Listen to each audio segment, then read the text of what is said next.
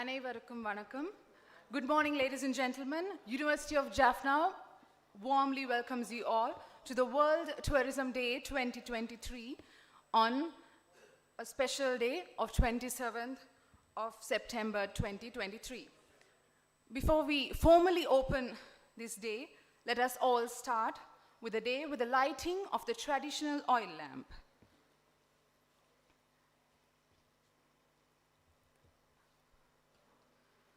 For that, I firstly invite our Vice Chancellor, Professor S. Sri Satkunaraja,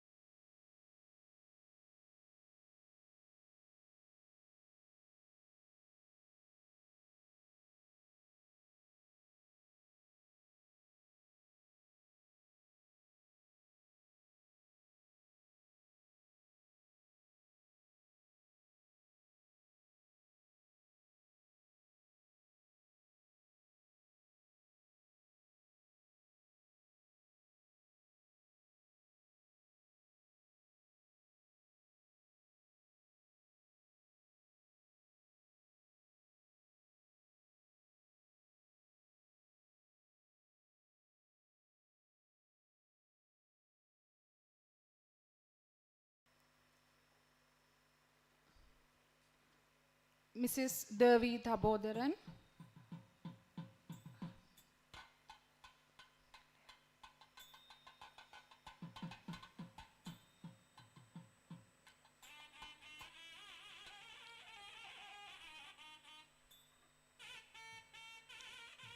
Mrs. Devi Thabodaran, Dean, Faculty of Allied Health Science.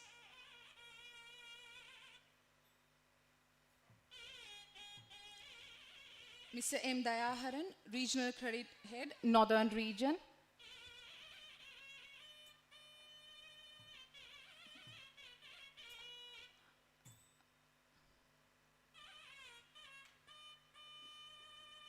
Mr. A. Pattinathan, Chairman, Tourism Bureau, Northern Province.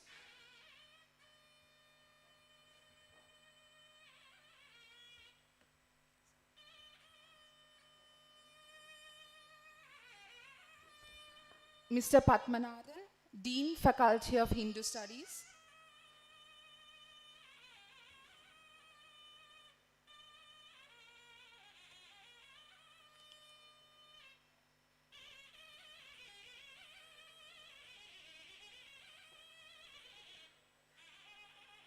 Mrs. Vanaja Selvaraja, Provincial Director, Department of Industries.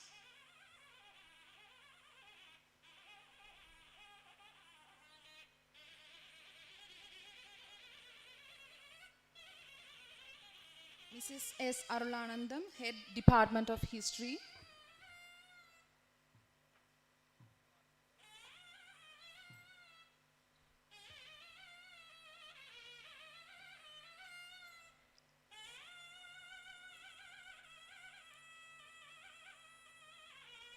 Mr. Norman, General Manager, Thinnai.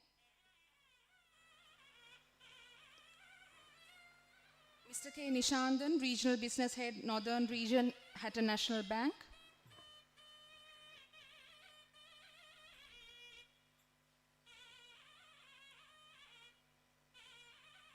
Dr. Vasudevan Raseya, Chairman. Mrs. Nilanthi Vijayasuriya, General Manager, JetWing.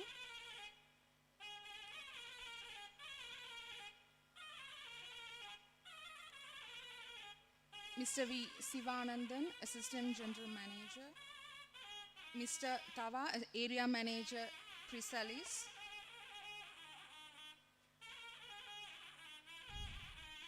Mr. Anuraja, Media Partners, Kale Kadir.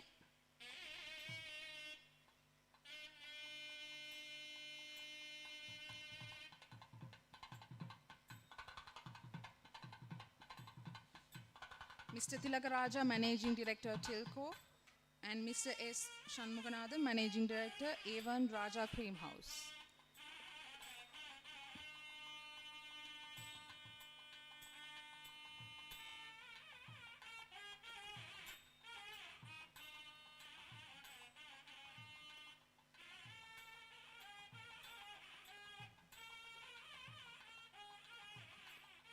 Thank you. Once again, we warmly welcome you all to the World Tourism Day celebration of University of Jaffna.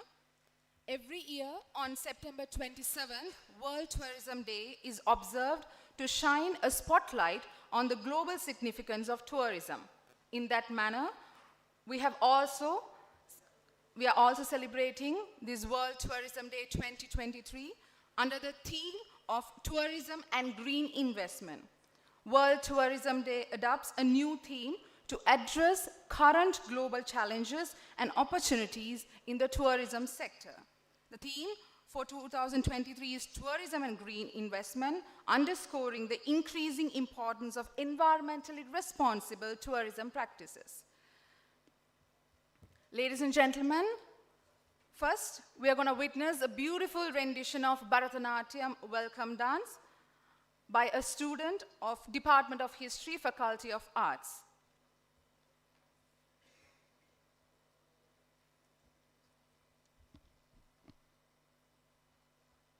வில்லென வளைந்திடும் வண்ணத்தொகை விழிகளின் வழியே காட்டிடும் நவரசத்தை வீண்பிடித்து நிற்கின்றதே ஒற்றை கால் விரலில் சற்று வியப்பில் ஆழ்த்திடதே நாட்டிய மங்கையின் பரதத்தில் எம்மை சற்று வியப்பில் ஆழ்த்திவிடுவதற்காக அவையை அலங்கரிப்பதற்காகவும் கலைப்பீடத்தின் வரலாற்றுத்துறை மாணவியை அன்புடன் அழைத்து நிற்கின்றோம்.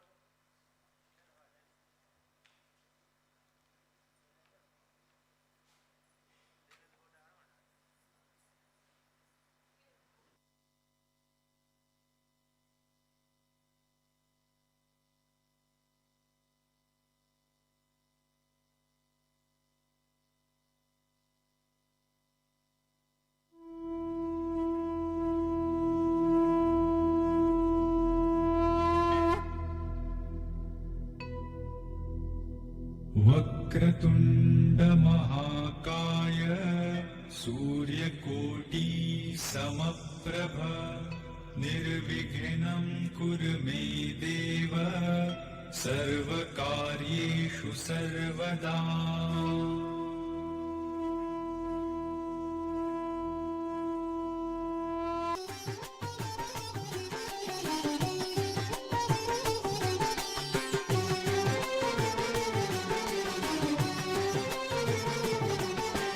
வருகவே வருகவே வணங்கி பாடுகின்றேன் வருகவே வருகவே வருகவே வணங்கி பாடுகின்றேன் வருகவே அழகு தமிழ் கொண்டு உண்மை வரவேற்றோம் இனிய முகம் கொண்டு உண்மை வரவேற்றோம் அழகு தமிழ் கொண்டு உண்மை வரவேற்றோம் இனிய முகம் கொண்டு உண்மை வரவேற்றோம் வருகவே வருகவே வணங்கி பாடுகின்றேன் வருகவே வருகவே வருகவே வணங்கி பாடுகின்றேன் வருகவே.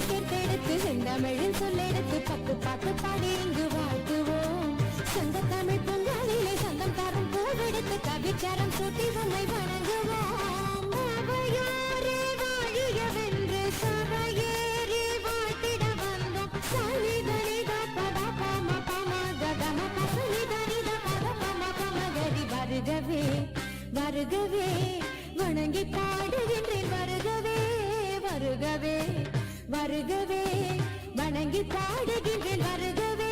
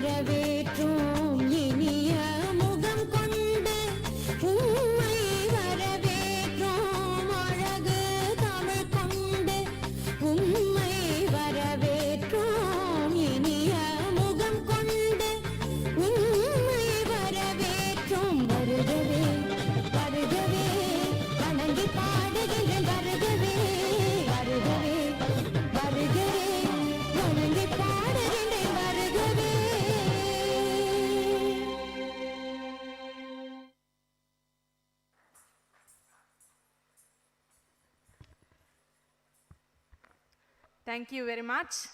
Indeed, that was a phenomenal and flawless performance. Small cheer and a great welcome make a merry feast. Now, I cordially invite Mrs. S. Arulanandam, Head of the Department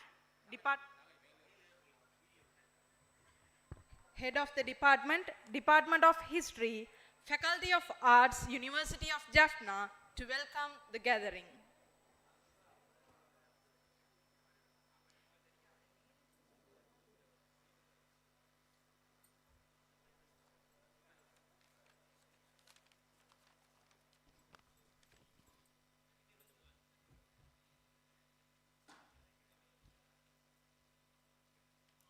Good day to all. Professor S. Sri Satkunaraja, Vice Chancellor, University of Jaffna, Deans of the Faculties, Council Members, Mr. V. Kantiban, Registrar, University of Jaffna, Mr. S. Suresh Kumar, Bursar, University of Jaffna, former Vice Chancellors, Keynote Speaker Professor Athula Jnanapala, Dean Faculty of Management Studies, Sapramuva University of Sri Lanka, Professor D.A.C. Suranga Silva, Department of Economics, University of Colombo, Professor Mubarak, Department of Marketing Management, Southeastern University of Sri Lanka, Dr. D. Sals, Senior Lecturer, Department of Computer Science, Mr. Nisat Vijayatunga, President of Sri Lanka Association of Inbound Tour Operators, Mr. M. Dayakaran, Regional Credit Head, Northern Region, Mr. Upali Ratnayaka, Deputy Director General, Sri Lanka Tourism Development Authority, Secretaries of Ministries, Government Agents, Mr. Pathinathan, Chairman, Tourism Bureau, Northern Province, Mrs. Vanaja Selvaraja, Provincial Director, Department of Industries, staff of CCF and Department of Archaeology, professors, senior professors, retired professors, senior lecturers, sponsors, invitees, colleagues, my dear students and ladies and gentlemen, good morning to all. It is a moment of extreme pleasure to welcome to Vice Chancellor Professor H. Satkunaraja and Dean of the Faculties, resource persons and all invitees to this great event. On behalf of the University of Jaffna, I cordially welcome all participants for remarkable event. I convey my regards to the keynote speaker of this event, Professor Athula Jnanapala. Thank you so much, sir, for accepting our invitation and joining over for this historical event. Further, I would like to extend a warm welcome to resource person in the panel discussion, Professor D.A.C. Suranga Silva, Department of Economics, University of Colombo, Professor Mubarak, Department of Marketing Management, Southeastern University of Sri Lanka, Dr. E. Sals, Senior Lecturer, Department of Computer Science, Mr. Nisat Vijayatunga, President of Sri Lanka Association of Inbound Tour Operation, Mr. M. Dayakaran, Regional Credit Head, Northern Region, Mr. Upali Ratnayaka, Deputy Director General, Sri Lanka Tourism Department Authority. At last, not the least, I welcome all the participants to this great event. I consider this event a pleasant opportunity for me to welcome you all. Thank you.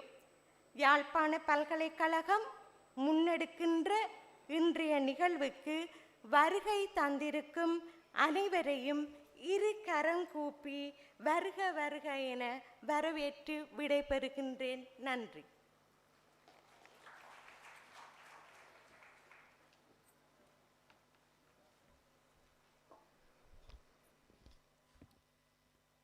Thank you, Mrs. Arulanandam, for your earnest welcome. Next, I would like to invite Professor S. Siveshan, Program Head, and who also gave an immense support to inaugurate Tourism and Hospitality Management as a separate degree program in the Faculty of Management Studies and Commerce, to deliver his opening remarks.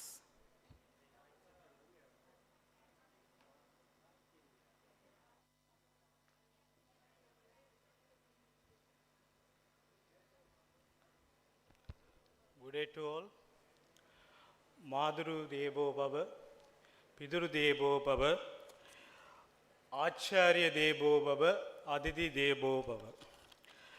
So, first of all, Professor Sri Satkun Raja, Vice Chancellor, University of Jaffna, and Deans of the faculties, Council members, Senior Professor Ms. Vasanthi Arasaratnam, and Mr. Suresh Kumar, Bersad University of Jaffna, Professor Surangadi Silva, attached to the Department of Economics, University of Colombo, Professor Atula Nyanapala, Dean Management Studies, University of Sabragamua, Professor Mubarak, Southeastern University, and other invitees, sponsors, guests, ladies and gentlemen, good morning to all. It is a great pleasure to assemble this auditorium to celebrate the World Tourism Day 2023 in the association with the Northern Tourism Promotional Bureau.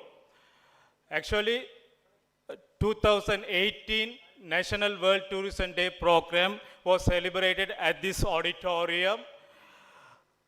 If we look at the history of the World Tourism Day, it has been celebrated 27th of September each year from 1980 with the different themes like cultural heritage, economic protections, environmental protections, the peace and dialogue. The last year we celebrate theme, the cultural preservation and digitalization. This year, theme of the World Tourism Day is a green investment. The green investment means the allocation of the financial resources to project or company that focus on the sustainable practice and cultural natural preservation. The goals of the green investment is to support the business that contribute positively to the environmental while generating the financial returns for the investors. The concept of green investment has been evolved over the years with the increasing the awareness about the importance of the sustainability concept and need to improve the environmental protection. Globally, the Paris Agreement on the climate change and UN Sustainable Development Goals has been seen as a major incentive in promoting the green investment throughout the world. The main objective of this program is to exploring the opportunities for the sustainable tourism development in northern region. At the same time, the UNWTO imposes the need for increase the investment that are mainly targeting the benefit for the people and environment and economic development. In Sri Lanka, researchers, policymakers and practitioners have recently turned their attention towards the concept of green investment. Here, we have a great prominent people to speak with us regarding to the tourism and green investment via the various lens. Actually, you may think why we want to give the more priority for the tourism development in northern province. The tourism industries make substantial contribution to the infrastructure development and economic diversification, women empowerment, improving the backward linkage, economic diversification, employment opportunities, and poverty alleviation, growth for the foreign exchange earning, creating the social harmony, improving the quality of the life of the coast people, and finally the tourism make the opportunities to interconnected with the other people. So the tourism development is necessary. When you think about tourism development, please keep one proverb. That proverb is, tourism is like a fire. You can cook on food it, and you can also burn down your house. Say the proverb, the tourism allows for the generating the physical and mental wellness of the visitors, as well as provide the fund for the economic development. On the other hand, tourism contribute to the lot of damages for the environmental and cultural heritage. So policymakers and practitioners, I wish to highlight that there is no doubt tourism development is necessary to rebuild the regional and national economy, but the development should be admire the culture, values, ethics, beliefs of the society. That is very important. If you take to develop the tourism in northern province, we have to consider the ethics and values and norms and Tamil culture of the northern people. At the same time, if we consider these kind of the facts, we can develop the sustainable tourism in future. Thank you for listening. Thank you. Good luck.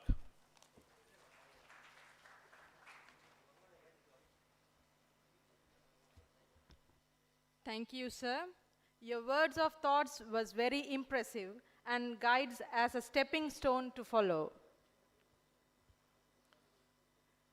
Felicitation is not just an event. It's a celebration of excellence and attribute to those who have achieved it. Yes, now it's the time to invite Professor N. Kangadaran, the Dean, Faculty of Management Studies and Commerce, University of Jaffna, to orate the felicitation address.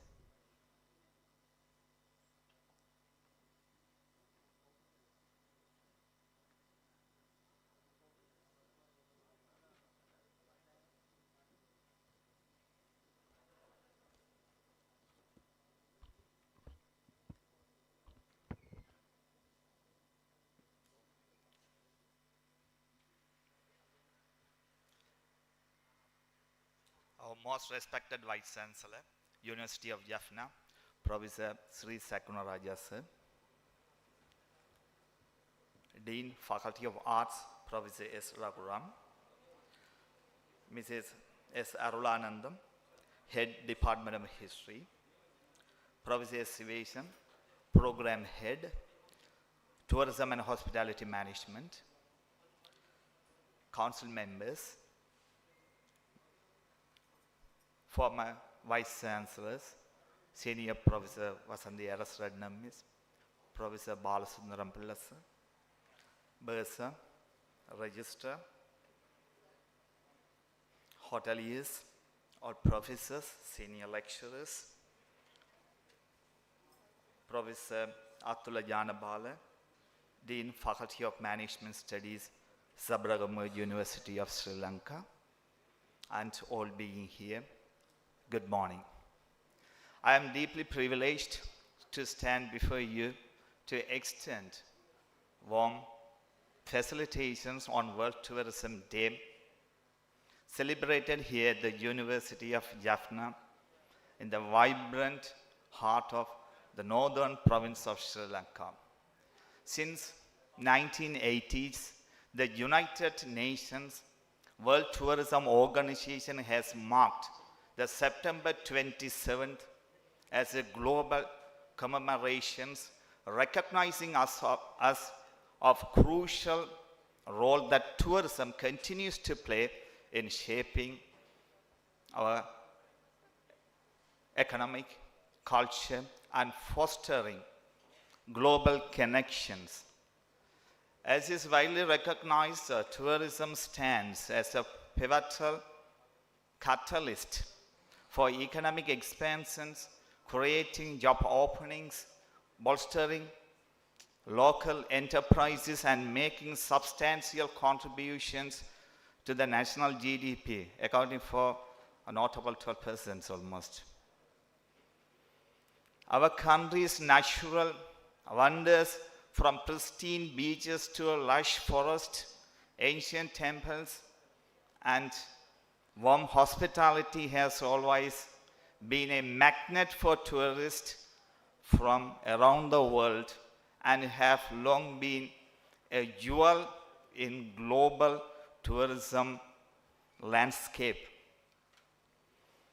As we know, the tourism has many challenges encountered in the past, including COVID-19 pandemic, Easter attack 2019, and more.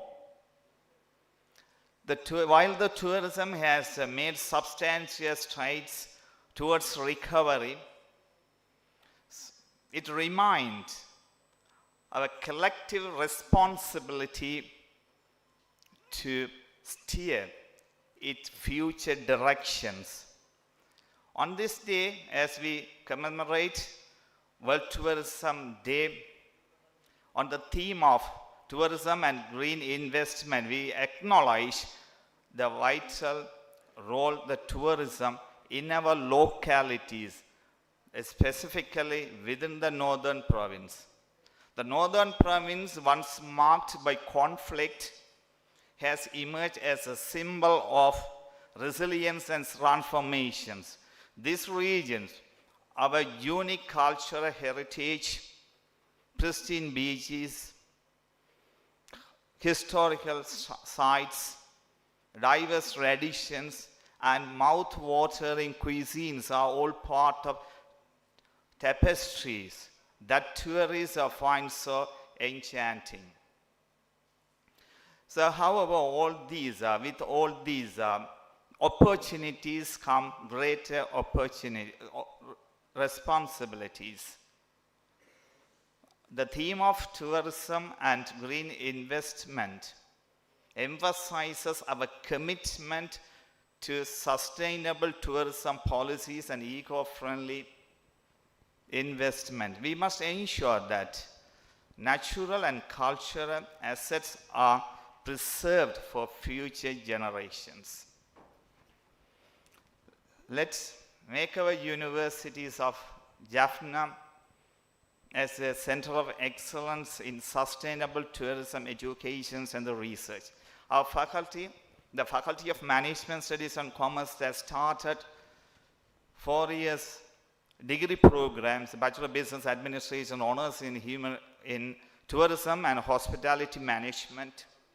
And we have a diploma in tourism and hospitality management in the pipeline, which we hope to get it go by next month. So together, without any reservations, we can make a brighter future where our region flourish, not only academically, but also a model of responsible tourism by diligently preserving our environment. Thank you very much. Happy Tourism Day.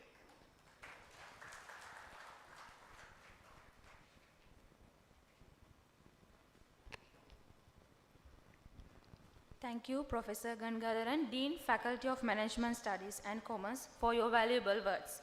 Ladies and gentlemen, now I would like to cordially invite the Vice Chancellor, University of Jaffna, Professor Sri Sadguna Raja, for words of blessing.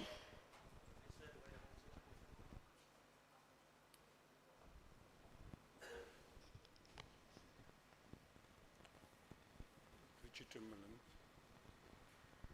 ஆலந்தானுகந்து அமுது செய்தானை ஆதியை அமர தொழுதேத்தும் சீலந்தான் பெரிதுமுடையானை சிந்திப்பவர் தம் சிந்தையுள்ளானை ஏலவால் குழலால் உமை நங்கை என்றும் ஏற்றி வழிபட பெற்ற காலகாலனை கம்பனம் மானை காணக்கண் அடியேன் பெற்றவாறு. Today is the important day in your calendar of the UN, only from the 79. So before that we were not having this tourism day, but from ancient time today is the day for Pradosham. So Lord Shiva swallowed the poison that came out of the churning of the ocean, milk ocean. So in this world people are churning for money, churning for wealth, churning for providing pleasure, churning for providing preservations. So my master always quote the words P, pleasure, preservation, progress, participation, and so many P's are there, and the promise and the potential. So Jaffna has a potential. So Northern Province has a potential. I congratulate Pathinathan. Yeah, he take a chairmanship for the tourism industry. So even million-mile journey, first step is important. So we have been coming out of the 30 years of conflict. So that itself is a potential for the tourism. People go different areas of conflict-affected areas to see what are the remains there. How do the people live there? How do the people survive there? These kind of things are there for the theme for the tourism also. So nothing go waste. There are immense potential for us. Being a university in the northern region, this is a knowledge hub. I always call it the shrine of, knowledge. It's a knowledge shrine. So you can see our emblem, Meppurul Kanbadarivu. Then there are 64 flames are there. So one lit candle can light 1,000 unlit candles. Today our expert has come from Sabrova University and Southeastern University and Colombo University. They are enlightened people. So today they are going to lit us on various aspects of tourism. When I was young, my brother gave me a book. He said, if you want to know about the modern world, read Arthur Haley's hotel, read Arthur Haley's airport, read Arthur Haley's hospital. Then you understand every aspects of entire business. It's a bestseller in the entire world. It's a series of book he wrote. If you read the hotel book, you understand what is all sort of things happening in the hotel. So there are good things, there are bad things. So that is churning of ocean taking place to get the best thing. To churn the milk to get the butter and the ghee, not all the rubbish. So Sri Lanka is a dumping ground for some various part of the world to do various kind of things. Similarly, tourism goes into various aspects of domains. So still Rome is one of the best center for tourists because their culture, their art galleries, their Catholic tradition, and the Julius Caesar built so many monuments and buildings, the Roman architecture. Similarly, London is a big center, Victorian, Gothian, the German. So we got to have our own. Then the Tamil Nadu, which is the nearest neighbor, is a temple city. I think all the people go there. And their system is very different. They are very different. No, not having like a Colombo hotels. You don't see in Tamil Nadu. They are very small, serving the purpose. So I am a mathematician. I know how to set up a problem and then understanding the problem. Today, we are wonderful that our university being a knowledge center, now one of the largest university in the country. We have 12 faculties, even Peradeniya has 10 faculties. I don't know, Kelaniya also less. So madam, you here, we are in the same batch, 79, Professor Arasaratnam and myself entered the university in 83 in the same day. 79, this university also inaugurated 50 years ago. So maybe you can take this as a celebration for the university also after 50 years of existence. So what do we do now? Why do we invite the Dean Management and Dean Arts to be here? because we now concentrating providing the knowledge, the prescribed duty, another P. The Lord Krishna always stressed that, the prescribed duty. Being a center of shrine of knowledge, we have now know this hotel industry, airline industry, travel agent industry, service industry, all kind of industries are interlaced with the tourism. It's very complex now. Even the corona time, they found very difficult to cope with it because almost it's gone to the rock bottom. Now it's coming out. Now the new viruses are coming. So also the challenges are there. In these challenges, even the Benz company, the Volkswagen company, I listened in the hard talk during the corona time. How do they sustain million workers in the, the crisis time? So the companies had all their problems. That's what, we have economists, we have social scientists, we have humanities people, we have philosophy department, we have technology, we have engineering, we have medicine, we have indigenous medicine, we have Hindu studies. So this is a milk pot where you can tap the knowledge for the tourism development and zoology, ecotourism. Now we are having a mangrove and you are seeing all the bird sanctuary and all these things. So we have a zoology department. So we have a taxonomy department. If you want to have the document done for all this northern province thing, this is a place. That's what now we are focusing on two disciplines. One is the tourism and hospitality in the management faculty, 4-year program. The annual intake is almost 70, 60. Now we have another program on this arts faculty, that's the cultural tourism. So cultural tourism, another 40, 50 studying. So this is the potential we have. The human resources are very important. I know most of the hoteliers after the conflict, putting their investment here in Tilco and Jetwing and all people, they are with the anticipation and apprehension, they are looking for human resources. So this is a center, this is a time for us to engage. So we are the individuals, so we engage to achieve something.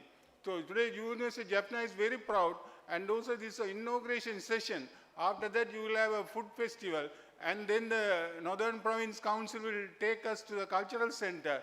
And the potential for us, even we have one of the, apart from the University of Visual and Performing Arts, we are the only university having an aesthetic program here. Dance, music, design, art, painting, 1,000 students. So it's a wonderful place. And we welcome you all to use our potential to uplift this tourism industry in this part of the world while you are preserving our cultural values and the tradition. Still, I think spa and massage centers are not popular in Northern Province. It's a unique thing. Other part of the Sri Lanka is got geared up. So here the people are very conservative and very traditional oriented. Our beaches are there to enjoy, not to get destroyed. So this is another theme. I think Northern Province have the challenge not to go arbitrarily. So ladies and gentlemen, and Sivesan and Shanti and our management dean, Gangadharan professor and Raghuram, thank you very much organizing this event in collaboration with the Northern Province. Then we are delighted, and we are of course going to give you best of our thing to you, and the panel discussion people, team discussion people, and all wonderful academics all the way coming from the south in our northern traditional manner. We want to host you and we want to entertain you, so we will find more time to interact with you. At the moment, I want to thank you and thank God for all the blessing. Thank you very much, ladies and gentlemen.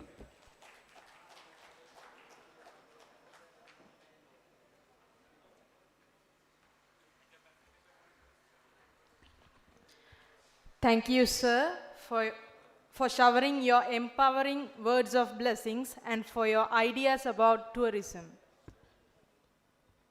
Moving on to the next felicitation address, with due respect, we warmly welcome Professor S. Raghuram, the Dean, Faculty of Arts, University of Jaffna, to address the audience.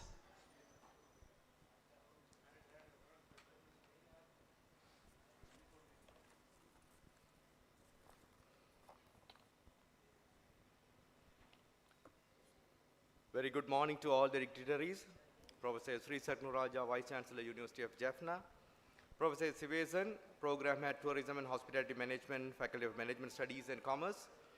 Professor Atula Jnanapala, Dean, Faculty of Management Studies, Sabragama University, who comes here to deliver the prestigious keynote address of the event. Professor N. Gangadharan, Dean, Faculty of Management Studies and Commerce. Former Vice Chancellors, Deans, Mrs. S. Arulanandam, Head Department of History, Faculty of Arts, which offers the Cultural Tourism Degree Program. Berzar of the University of Jaffna, Director and Board Members of Northern Tourism Bureau, Senior Government officials, officials from private and hotel management networks, academics and students. Good morning to you all. UN's World Tourism Organization has identified investment as one of the key priorities for the tourism recovery and future growth and development. For World Tourism Day 2023, UNWTO highlights the need for more and better targeted investment for people, for the planet, and for the prosperity. Further, it's announced that this is the time for new and innovative solutions, not just traditional investment that promote and underpin economic growth and productivity. World Tourism Day 2023 will be a call to action for the international community, governments, multilateral financial institutions, development partners, and private sector investors to unite around a new tourism investment strategy. I hope that the World Tourism Day 2023 celebration presently commenced at the University of Jaffna are also well aligned with the objective appropriately. Jaffna is a region with a rich cultural and historical heritage. While tourism in Jaffna has been somewhat limited due to the past conflicts, the area has been steadily opening up to visitors in recent years, offering unique opportunities for travelers interested in exploring its cultural, historical, and natural attractions. Jaffna always holds the attention of foreigners and the local people for its historical sites, which offer panoramic views of the region, and the surrounding landscape are known for elaborate architecture and religious significance, unique cultural experiences, local cuisine, natural beauty, cultural festival, explore local markets, and enjoy the hospitality. I believe that while we planning to promote tourism in Jaffna requires a strategic approach to showcase its unique cultural, historical, and natural attractions. Even though we have existing promotions and plans, administrative as well as consultative structures, and facilitating agencies and network, we have to explore the avenues to enhance the tourism plan to align with the contemporary trends locally, nationally, and internationally. In my felicitation note, I would take this opportunity to recommend 3 key areas that should be considered for constructive effort from my own experiences as a board of directors of the Northern Tourism Bureau during the crucial days of Northern Provincial Council and my experience in the professional and academic media field. The first one, the online presence. This is a high time to further develop informative, integrative, and user-friendly tourism web portals for North, which includes details about attractions, accommodations, transportation, and local events, and create social media profiles and regularly update them with visually appealing content, including visual archives of Jaffna attraction. The second thing I want to highlight that the promotion of cultural and heritage tourism that aligns with the emotional, sentimental, and historical values of Jaffna, that is the Vice Chancellor highlighted here. Rather than bringing and promote the so-called usual tourism attractions to the people who engage and enjoy it anywhere, Jaffna should be planned to promote responsible tourism with traditions and values and emphasize sustainable and responsible tourism practices to preserve Jaffna's natural and cultural heritage. Thirdly, the most important one, that is local engagement. Involve the local community in tourism initiatives, creating job opportunities, and fostering a sense of pride in their culture and heritage. There are a number of young, energetic graduates every year who come out from the studies of cultural tourism and hospitality management from the University of Jaffna. The plan for sustainable tourism in the North should accommodate and provide opportunities to make these graduates as the potential human resources to proceed the further endeavors. The Faculty of Arts, University of Jaffna, has already commenced the reforms in curriculum development and the exposure towards the world of work to the students by giving them chances in the professional outlets as internees at the final phase of the degree program. Further, the efforts are take off to introduce the certificates courses in foreign languages, Dutch and French, to the students with the direct assistance and facilitation of Goethe Institute and Alliance Francaise.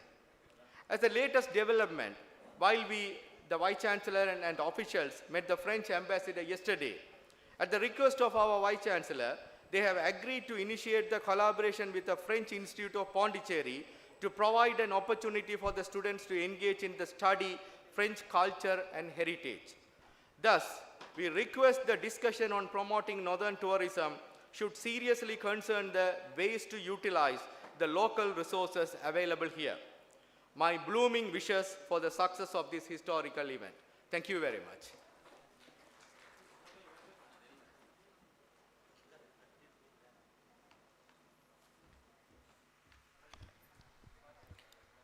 Thank you very much, sir, for addressing the gathering. Next, we'll move on to our next segment. Ladies and gentlemen, we are going to witness a beautiful rendition of folk songs with a blend of folk music, which depicts the culture of Northern Province. For that, I cordially invite the students from the Department of History, Faculty of Arts of University of Jaffna. Let's hear it for them. பூமி சுமந்திடும் பச்சை பிள்ளையே, அழகாய் அசைந்திடும் மயில் தோகையே, சுவாச காற்றாகவும் வாச கீற்றாகவும், வெயில் பட்டு வாடினாலும் தீப்பட்டு கருகினாலும் நிழலாகவும் உணவாகவும் உதவிடுவாய் என கிராமிய நாட்டுப்புற பாடல்கள் மூலம் நல்ல எண்ணங்களை விதைத்தனரே. அதன் சாயலில் கலைப்பிடத்தின் வரலாற்றுத்துறை மாணவிகளால் வழங்கவிருக்கும் ஒரு நாட்டுப்புற பாடல்.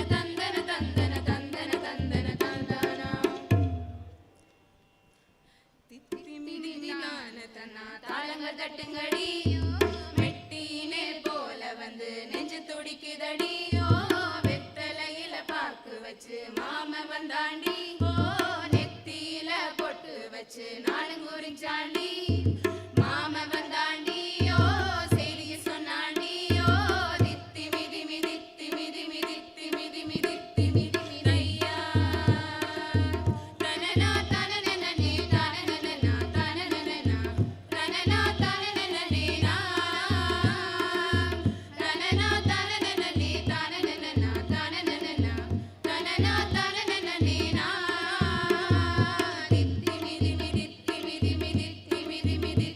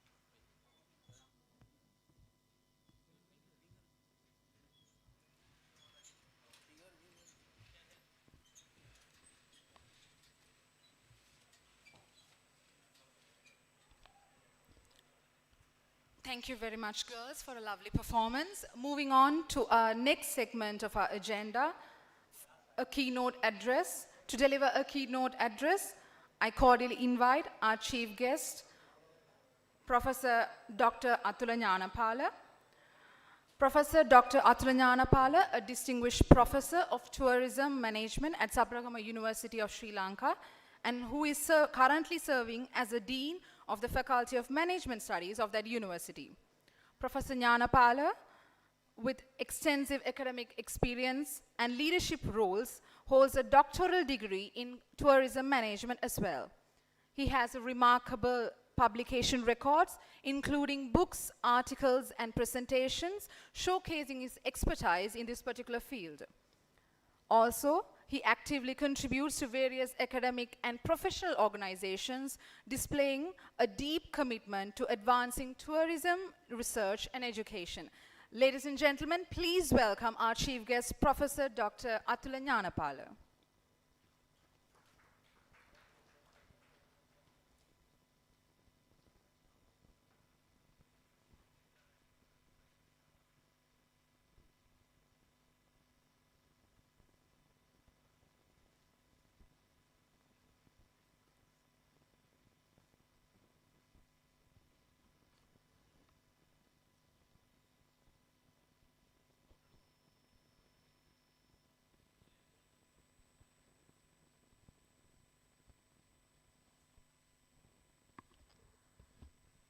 Good morning, dear ladies and gentlemen, Honorable Vice Chancellor, Dean of the Faculties, all other academics, the invitees, Professor Suranga Silla, Professor in Tourism, University of Colombo, Professor Mubarak, all the industry people, those who are here to support this event, which celebrate the World Tourism Day, including my good friends, Dr. Vasudevan. He is the chairman of the Alankara Resort and Spa and the proposed gold project, Hidden Valley Gold Project, Beragala. And the man of the day, Professor Sivasan. He is the giant person behind the organization of these events. I warmly welcome and give my due respect you to sir, because I highly appreciated your valuable contribution to develop the tourism industry in northern province. I am really enlightened through your work. Thank you very much for inviting me to deliver this speech. I have to tell many things, but due to the time constraints, I will discuss a very few things in this forum. Today is the World Tourism Day. Then this year theme is tourism and green investment. Tourism and green investment. UNWTA, United Nations World Tourism Organization, they have selected this topic, tourism and green investment, in which they are highlighting investing in people, planet and prosperity. I believe the representative academic from the Department of Accountancy, they are highly interested about finance and accounting, but here we are focusing more on investing in people, planet and prosperity. It means, again, the triple bottom line approach we discussed many decades ago. Now in new format, it is like all wine in new bottles.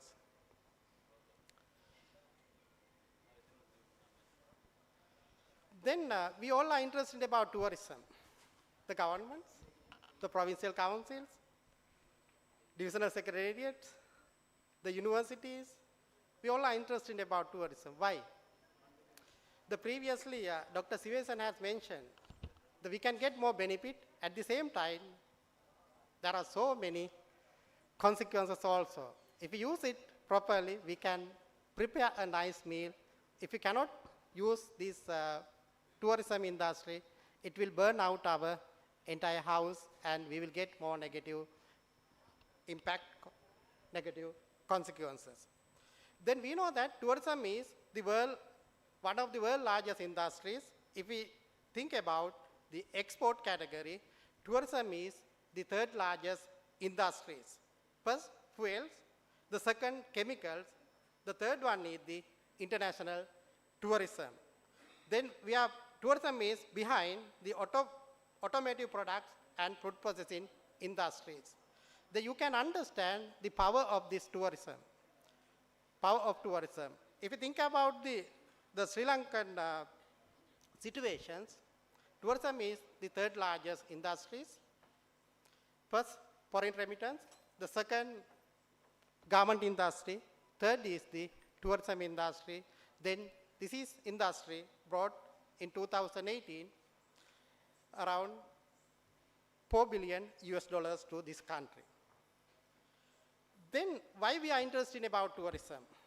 Why we are interested about tourism? Then it creates job opportunities. Then tourism creates one job out of every 10 jobs. It means tourism industry represents 10% of the all jobs in the world. This is the power of tourism. Then 10% of the world GDP. 10% of the world GDP. Then 7% of the world exports. US dollars 1.4 trillion in exports in 2019. It is a strategy of development. Development strategy. The Sri Lanka is highly interested about tourism to develop this country, but unfortunately, we don't have proper plan, program, and strategies. But if we are thinking about our neighboring countries, Thailand, the Malaysia, Indonesia, even India, Maldives, they are getting more benefit. But the government is interested, it means we can work with the governments and related organizations to develop this industry. Then the other one is the 30% of services exports. Services export. Then the other one is the environmental protections. We can earn from tourism. We can use this earned money for the environmental protections because the forests, national parks, wildlife sanctuaries, then we use for tourism. We earn money. Then, for example, if a tourist go to a national park, the government charge $30.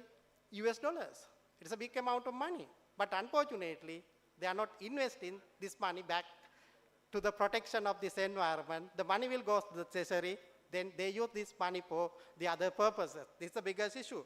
Then the other one is the cultural preservation. You know that 7 World Heritage Sites are located in Sri Lanka. Sorry, 8 World Heritage Sites, including 6 sites related to the history and archaeology.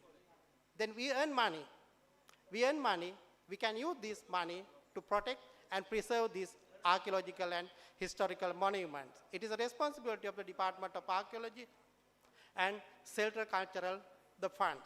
Then the most important thing is the peace and security. Peace and security is a peace building industry. That is why we are here. You can remember the situation 1 decade ago. Now we are enjoying the peace and prosperity of this country. That is why you are celebrating this event successfully in this Jaffna Peninsula. Yes. Then again, we have a very nice concept called the peace tourism. Peace tourism. Yeah, we can promote it in this peninsula successfully. Then we can see some photograph in Jaffna. Nice, the festivals, Nallur festivals, you have already celebrated. Then the forts, Dutch forts. Then I'm going to highlight about the tourism, the import of tourism and tourism studies. Tourism is a multidisciplinary, the subjects, multidisciplinary subject. As your Vice Chancellor correctly mentioned, this university consists of so many departments. They offer different degree programs. We can get together and we can have a common program to develop the tourism industry in this area, in which the department of, it means the tourism program headed by Professor Felicitation can do a big job. At the same time, he can collaborate with the this Tourism Promotion Bureau, Jaffna, and the industry stakeholders to protect and develop this important industry in order to bring benefit to the needed area. That is one of the important tasks. The tourism will be developed, but the needed people, the general public of this country will not get the expected benefit. Then we have to have a program to bring all these people to the industry. We need the big industries. We need big industries. Big hotels we need. Big travel agency we need. Big resort we need. At the same time, we have to pay attention about the small, medium, and micro-scale industries. How can we empower our local community? How we empower our women, the vulnerable group, to have inclusive growth. These are the things we have to think about. Otherwise, we cannot maintain the sustainability of this industry. There may be a conflict between the industry and the local community. This has happened in Sri Lanka as well as in other countries. We have to think about, we have to learn lessons from these incidents. Then you can see the statistic of year 2019, the situation of the world tourism industry. World had received 1,481 millions of tourists and 1.4 trillions of US dollars to the global economy. But due to the COVID-19 pandemic, in the year 2020, 2021, 2022, we lost this tourist arrival. At the same time, we lost this income. We are suffering. We suffer. Sri Lanka also suffering due to the lack of income, since we were unable to earn the tourism in these years.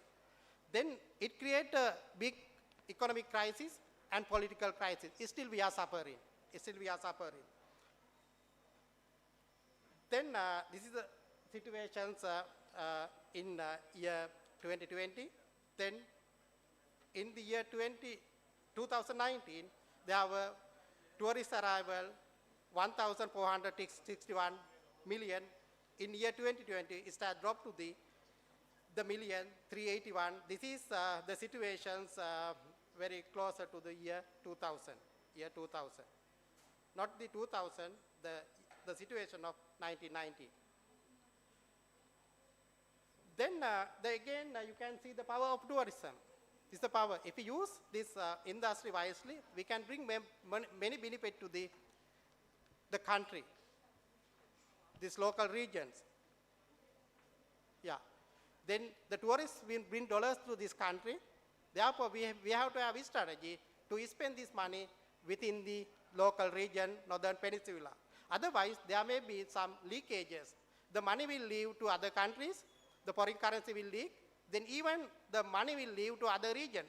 This is happening in Eastern Province. The hotels are there, tourists are there, but the money will not retain in this region because hotels are belong to the owners of the other region or foreign countries. The employees are from other countries, the investors are from the other regions. Therefore, the money will not present. Poverty is there. We have to reduce this poverty. How can we reduce this poverty? We have to bring the local people into the industry. In terms of investment, micro, small and medium industries. Then the other one is the employment opportunities. We have to create it. But we know that we have some cultural barriers. The females are, sometimes if female work in the tourism industry, sometimes they will not get the due recognition. We have to remove the myth.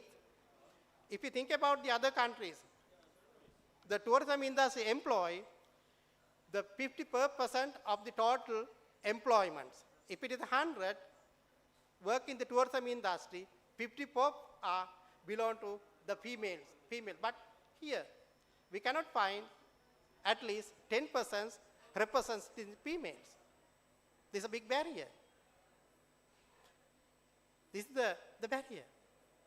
that we have to change this attitude, the myth.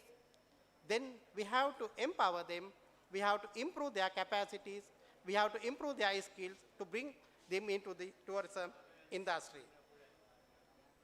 Then the other one is the most important thing is the tourism, the value chains. This value chain, I will not discuss this one, this is a very big concept, but then the value chain consists of the actors and players of the tourism industry. For example, transportation, the accommodation, food and beverages, the tourism attraction, the support services. Then most of the time, as I mentioned previously, we have to encourage our local people, the local investors in this area. Otherwise, then the outsiders will come to this industry. Since you are living in this place, you born in this area, you have a responsibility to protect your culture, your environment. Therefore, you are highly interested to protect this environment. Then your culture, local traditions. Therefore, we have to encourage our local investors, local employees, local suppliers. How can we do it? These people are having so many issues and problems. Then the governments, the northern, the provincial council, they have to help them to improve their knowledge, skills, the attitudes. At the same time, they have to have training program, the financial support. Otherwise, they will not come to the tourism sector. This is happening in the other areas of this country. Then you can learn good lessons, good example from the other areas. Then this is the responsibility of the authorities, especially the provincial council of the northern province. Now the provincial council is dissolved, but the governor is there. The tourism promotion bureau is there. Then you have to have some program to empower them. This is one of the important factors we have to consider. Otherwise, the money will not remain in this Jaffna Peninsula. The money will outflow. The employees come from the other areas.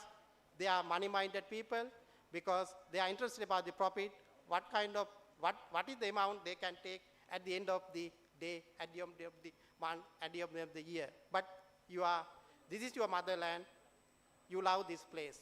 Therefore, we have to encourage the people from this area to invest in the people, to work in tourism, to manage the tourism industry in this area. Then the other one is what is the green investment, the tourism and the green investment. Then the green investment, as I mentioned previously, then the World Tourism Organization, they have highlighted the theme, the tourism and the green investment. Then if you go through some definitions, green investment refers to the allocation of financial resources to project our businesses that focus on sustainable practices, environmentally friendly technologies, and the conservation of natural resources. Green investment aims to support business that contribute positively to the environment while generating financial return for investors. Green investment seek to support business practices that have a favorable impact on the natural environment, often grouped with socially responsible investment SRI criteria. Green investment focuses on companies or projects committed to conservation of natural resources, pollution reduction, or other environmentally conscious business practices. Then, if I go through the theme of World Tourism Day, they have highlighted 3 areas. The theme highlighted the vital need to deliver investment for projects that work for the people. By investing in education and skill, the second one is the planet by investing in sustainable infrastructure and accelerating grid transformation. The third one, the prosperity by investing in innovation, technology, and entrepreneurship. If you think about the first one, the people, how can we bring the needed people to the tourism industry? This is one of the challenges we are facing. We want to have inclusive growth in which we want to bring the vulnerable group, the females, youth to this industry. Then we have some program. We train them, but unfortunately, we will not retain in this country. They like to migrate to other countries. They like to go either Maldives or Middle East, seeking the salaries and better facilities. We train them. The university train, the Ceylon school, Ceylon hotel school train, some other private sector organizations train the employees, but unfortunately, they will not retain in the industry. Then the other one is the locals, the villagers, the females, they have so many the problem and issues. The poverty is there. How can we eradicate the power? Then we have to empower them. We have to improve their capacities. Then we have to take them into the tourism industry. Then we have to have a proper the program and plan, especially to empower the females' participation in tourism operation. As I mentioned previously, the world tourism employees represent, it means 54% represent by females. But the situation in Sri Lanka, it is more vulnerable, less than 10%. Even we don't have statistics. Yes. Then the other one is the planet. How can we go for investing in sustainable infrastructure and accelerating green transformation? Then you can go some example. Then we can go for renewable energies. The solar power, wind power, hydropower, thermal power, biomass energies. Some hotel industries, now they have adopted these the technologies, but it will cost, but in long run, it brings more profit to the industry. Then the other one is the carbon credit and offset program. Then our Sri Lankan companies, even the John Keels, it means workers tours, they are practicing it. The carbon credit and offset, they compensate for the damage they have done to the environment. Yeah, they are thinking about the profit. They don't think only of the profit.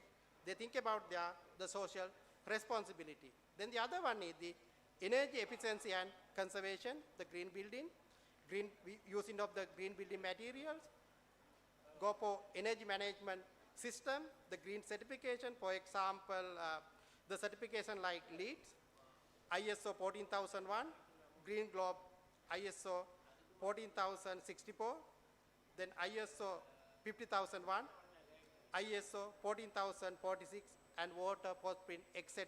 Now industry is adopting this kind of green measurement, green practices, because at the end of the day, they have to ensure the sustainability of the industry. On the other hand, we have to think about our tourists, our customers are more environmental conscious. They think about our practices.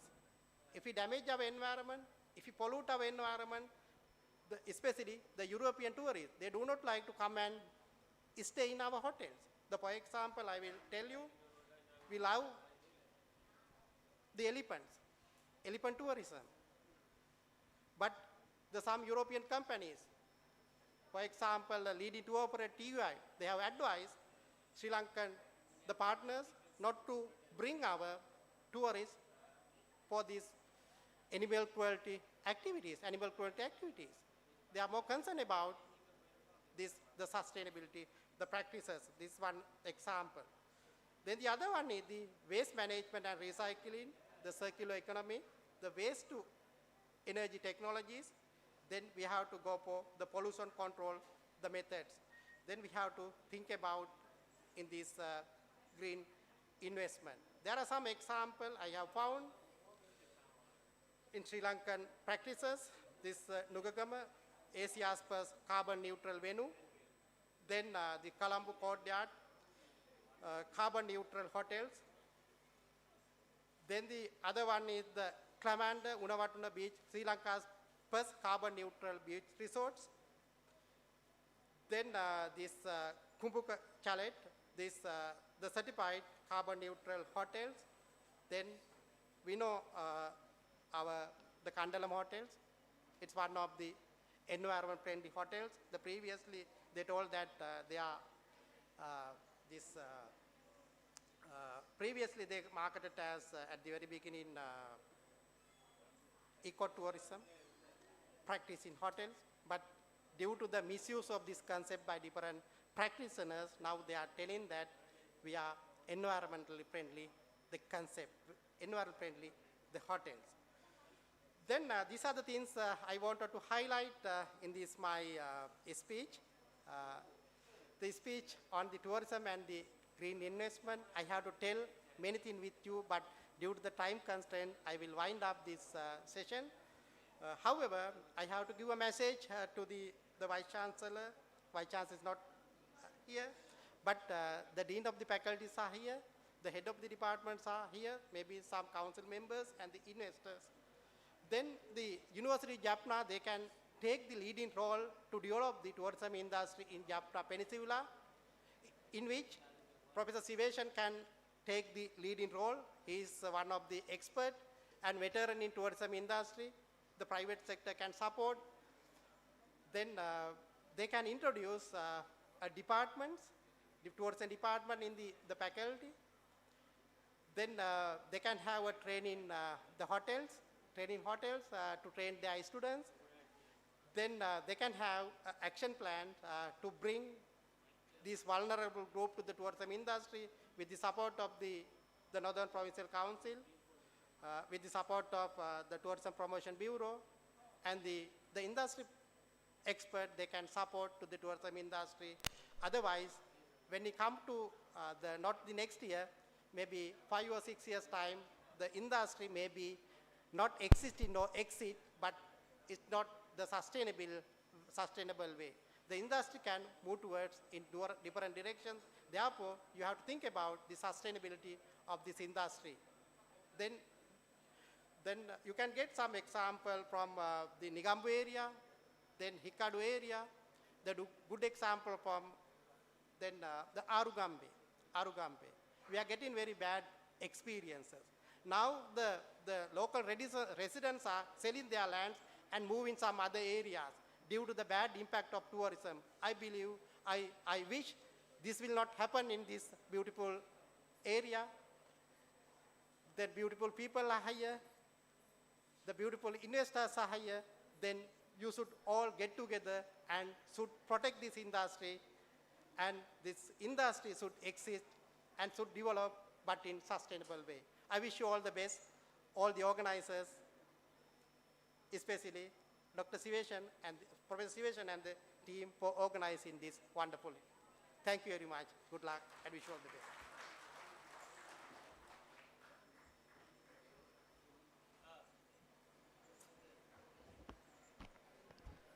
Thank you, Professor Dr. Atulanyana for your keynote address and for gracing this occasion. We are really honored and privileged to have you here with us today.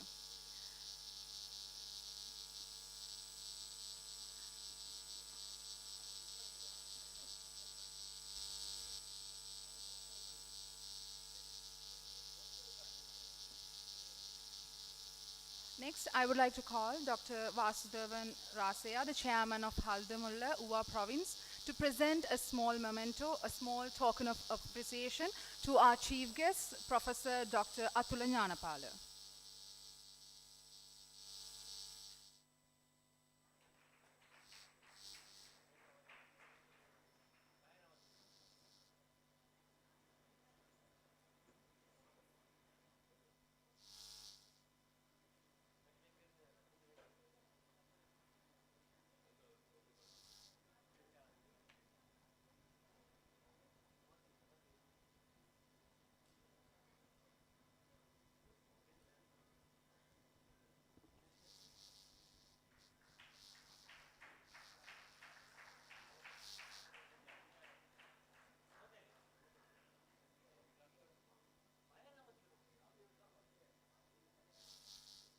Thank you very much.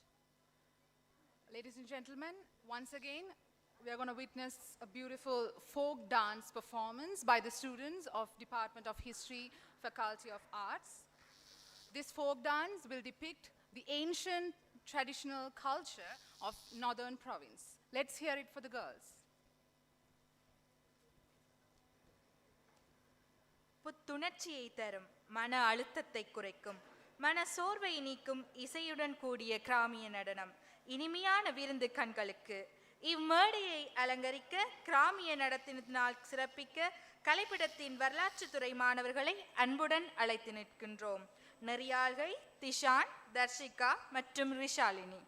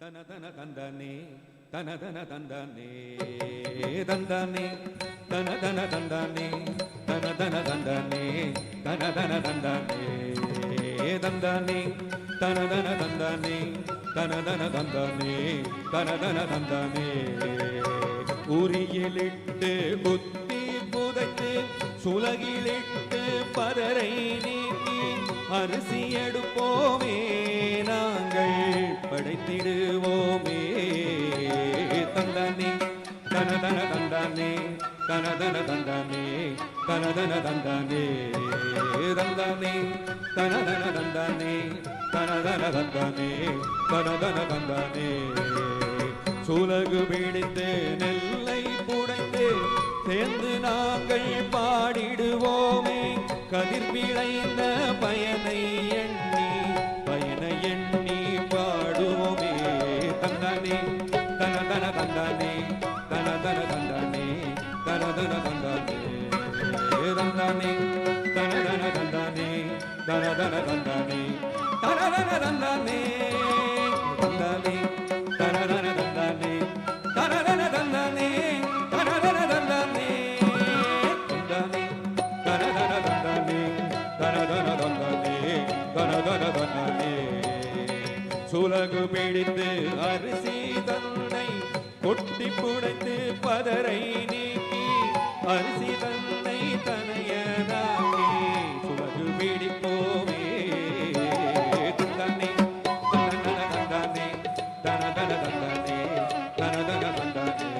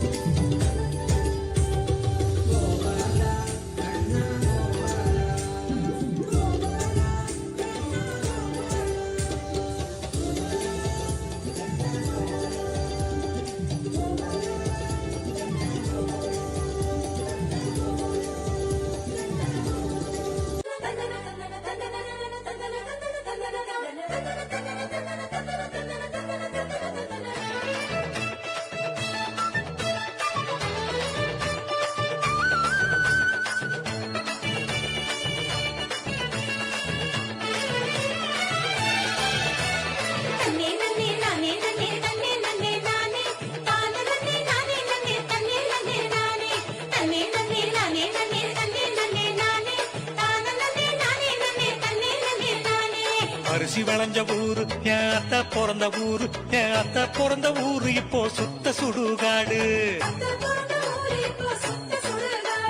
கரும்பு விளைஞ்ச ஊரு ஏன் அப்ப பிறந்த ஊரு, கரும்பு விளைஞ்ச பூமி இப்போ தரிசு நிலமாச்சு, கரும்பு விளைஞ்ச பூமி இப்போ தரிசு நிலமாச்சு.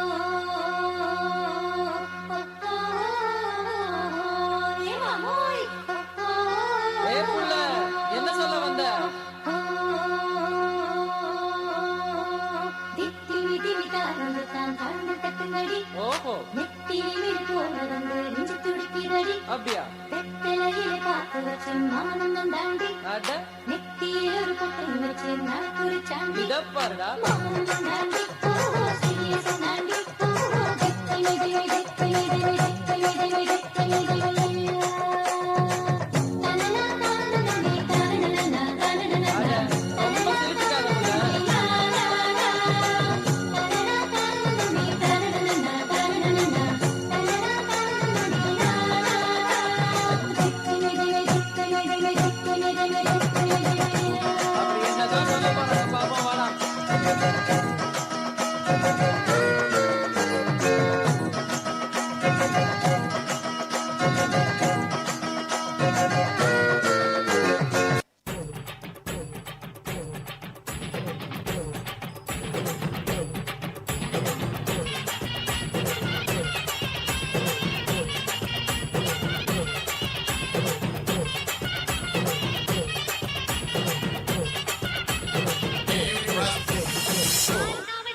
காவடி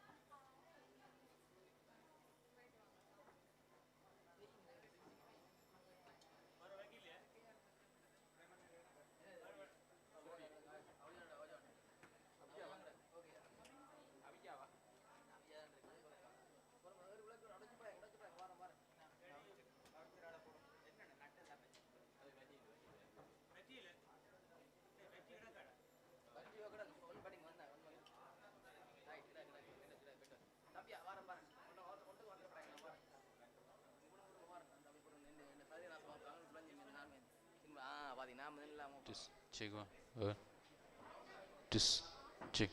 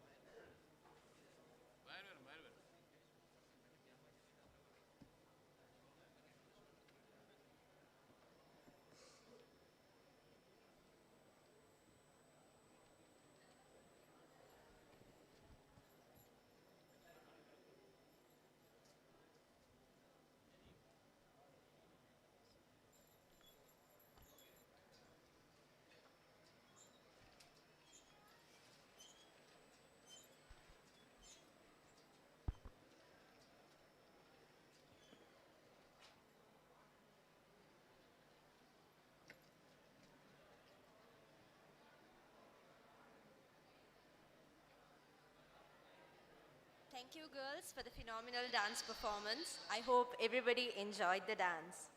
Ladies and gentlemen, I'm thrilled to welcome you all to the most anticipated and the important program on our agenda today, the panel discussion.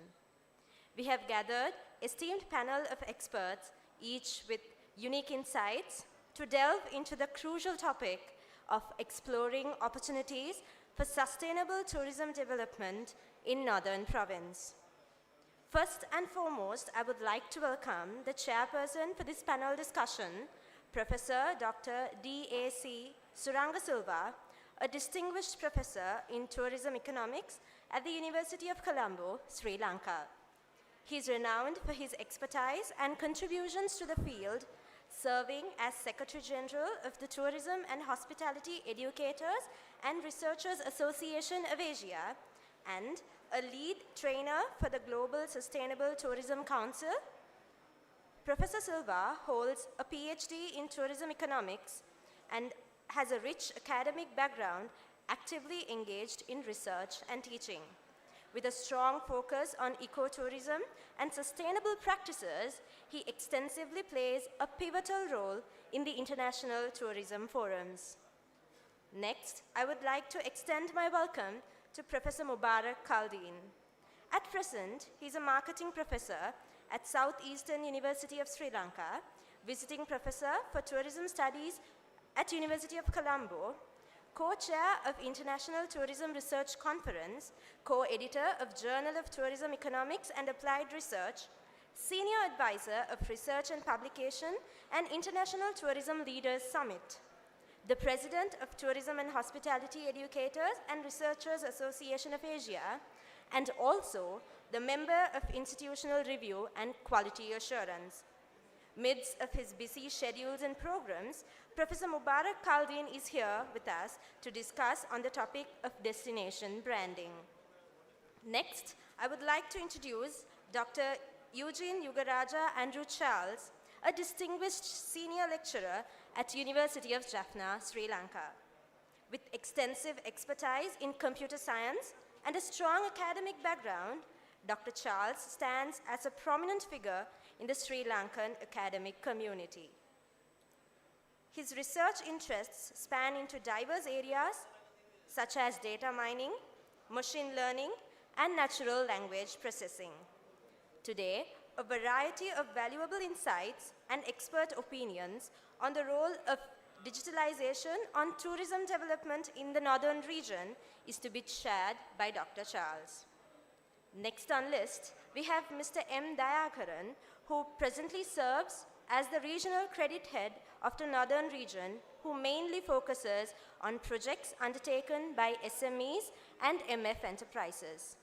He has more than a 25 year of experience in the banking industry. His immense participation experiences at many workshops, seminars, webinars related to SME and MF enterprises with special reference to Northern Province will be delivered to us as some valuable insights under the discussion topic of access to finance to develop tourism industry. The emerging aspect of private-public participation in the tourism industry is to be discussed by Mr. Nishad Vijayatunga, the Managing Director and Chief Executive Officer of Wafers. Mr. Nishad Vijayatunga has been the driving force behind Wafers since he joined the business over 25 years ago. Further, he is the current president of the Sri Lanka Association of Inbound Tour Operations. Once again, I'd like to express my heart-filled gratitude to all the distinguished guests for gracing us with your presence today. Your expertise will be the cornerstone of our panel discussion's success. Now, I hand over the session to our guests. Thank you.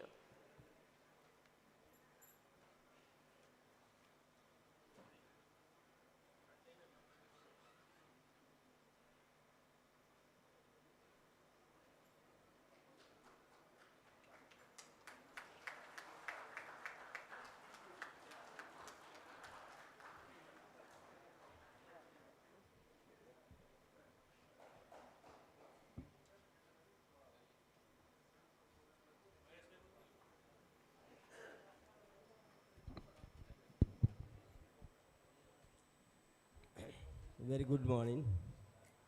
It is indeed a great pleasure and privilege for being invited for these valuable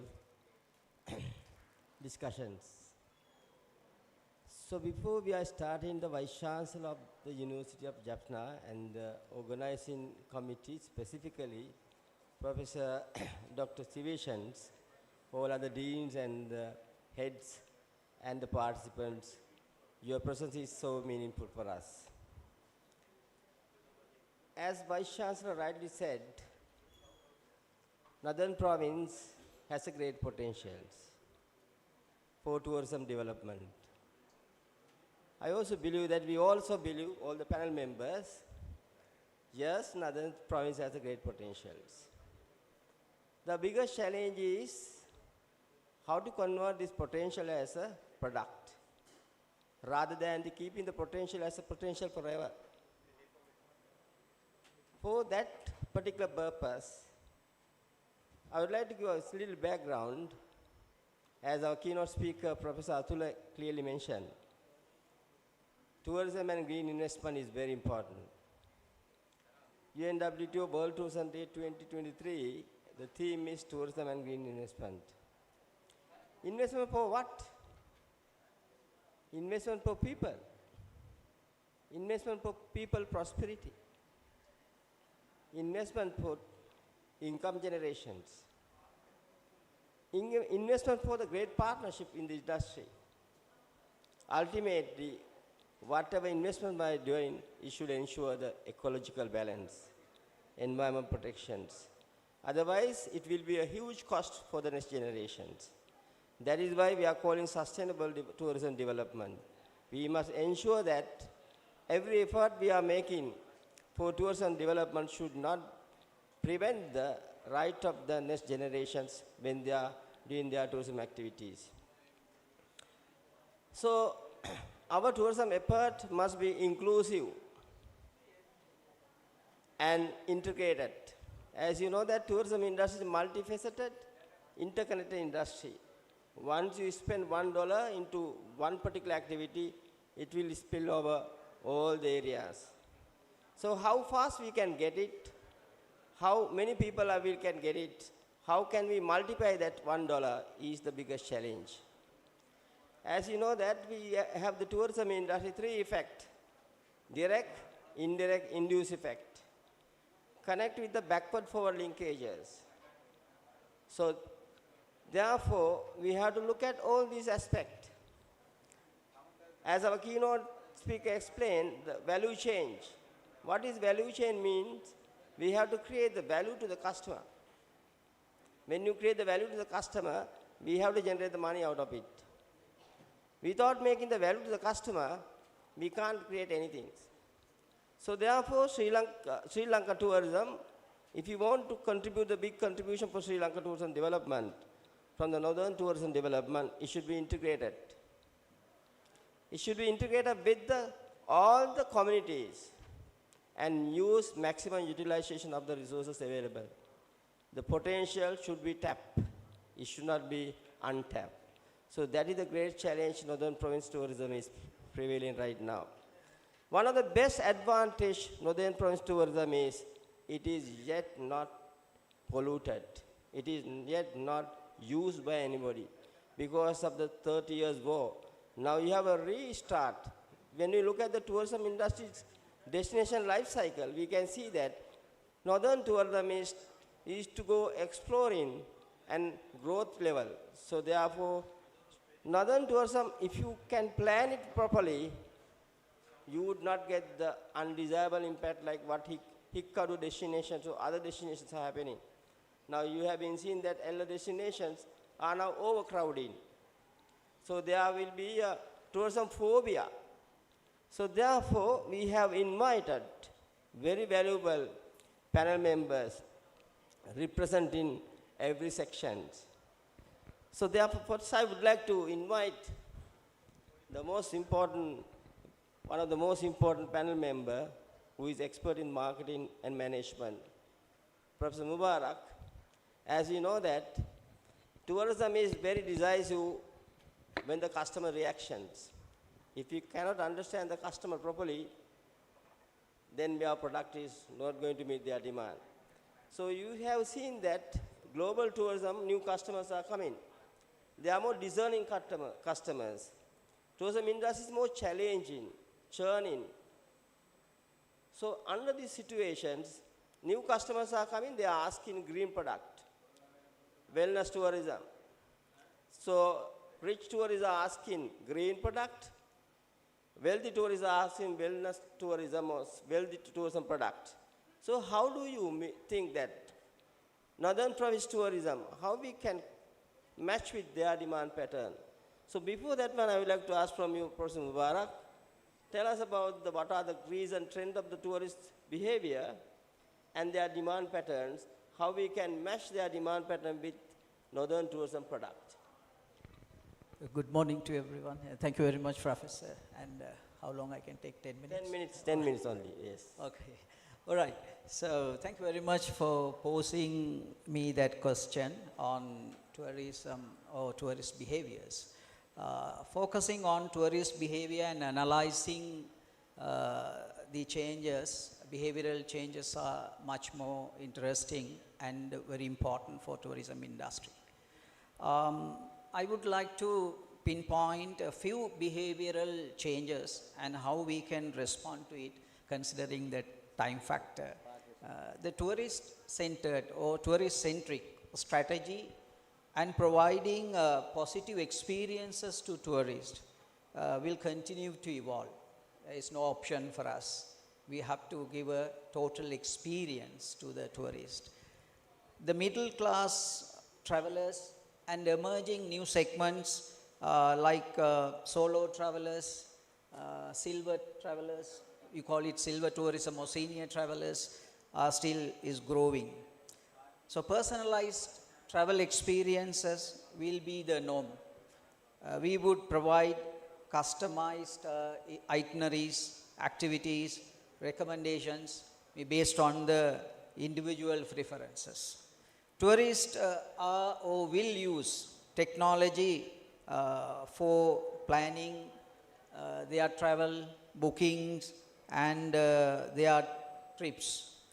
And also travelers will seek out eco-friendly, cleanliness and safety accommodations and choose destinations that provide sustainable practices. In the morning also, Professor Atula was explaining is about.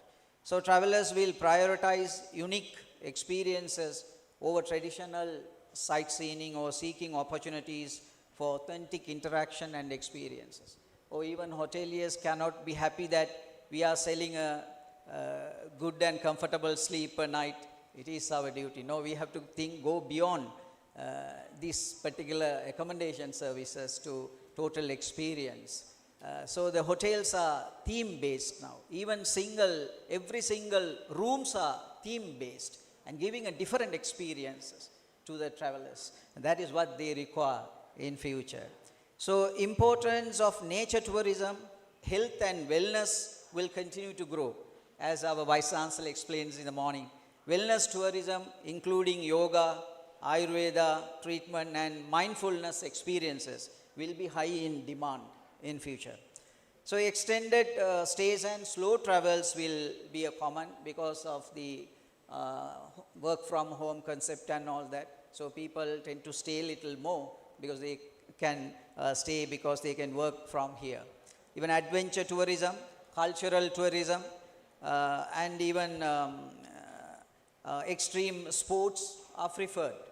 Therefore, travelers will increasingly prioritize diversity and inclusion in their experiences.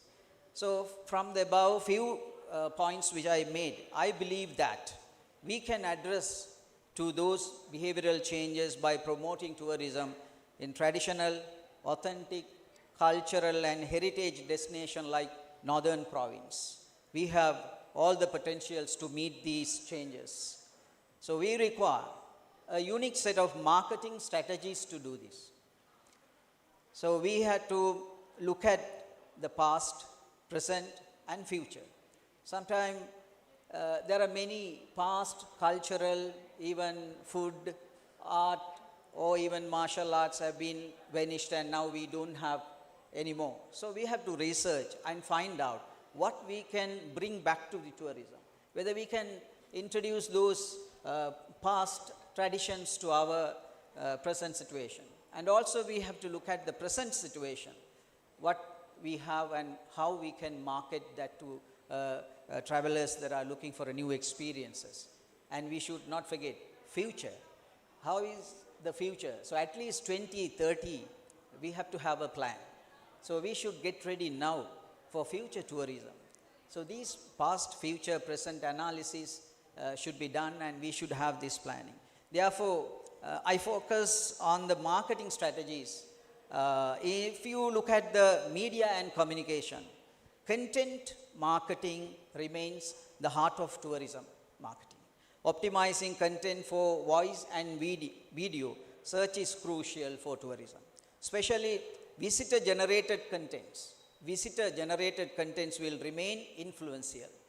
So we have seen there are many websites, travel blogs have been developed, and even northprovince.lk, tourism north.lk. There are so many websites and blogs. I just browsed and I saw that is limited informations are given in those websites. But I'm happy to see that at least in the province website there are 10 tour packages were developed for Jaffna and it is there, right? But what I recommend is this should be more informative and virtually or visually appealing websites, blogs, and should include quality, captivating images, voice, video of history, unique stories, kind of storytelling, and engaging contents with cultural richness. And we should highlight eco-friendly, just now we talked about it, eco-friendly initiative such as conservation and support for local communities. On the other hand, we also should develop a tourist database or data bank. We cannot expect SLTT to do or Promotion Bureau to do that. But Northern Province, based on this university, we can develop this. We can continue to do some surveys and find out visitors' interest and their preferences, and we can devise plans based on that. At the same time, all our tourism stakeholders are here. We are collaborated, but we are not taking a collaborative initiatives to give a total package to the tourism. So we have to have some, collaborative tour packages or experiences that we can offer tourists for especially for northern province. And we also must do some cross promotions, at least the other districts in the province or the other provinces also we can promote. So this cross promotion will lead to a longer stay of tourists. So also we are organizing, I know, many cultural festivals and other events. Even today we have a food culture and all that. But do we have prepared a year calendar? What is the year calendar for 2024? Because tourists plan their tours in advance. Now we are looking for 2024 plan. So we should know what are the events that are going to happen or happening in this province the next year. So this also should be promoted through media.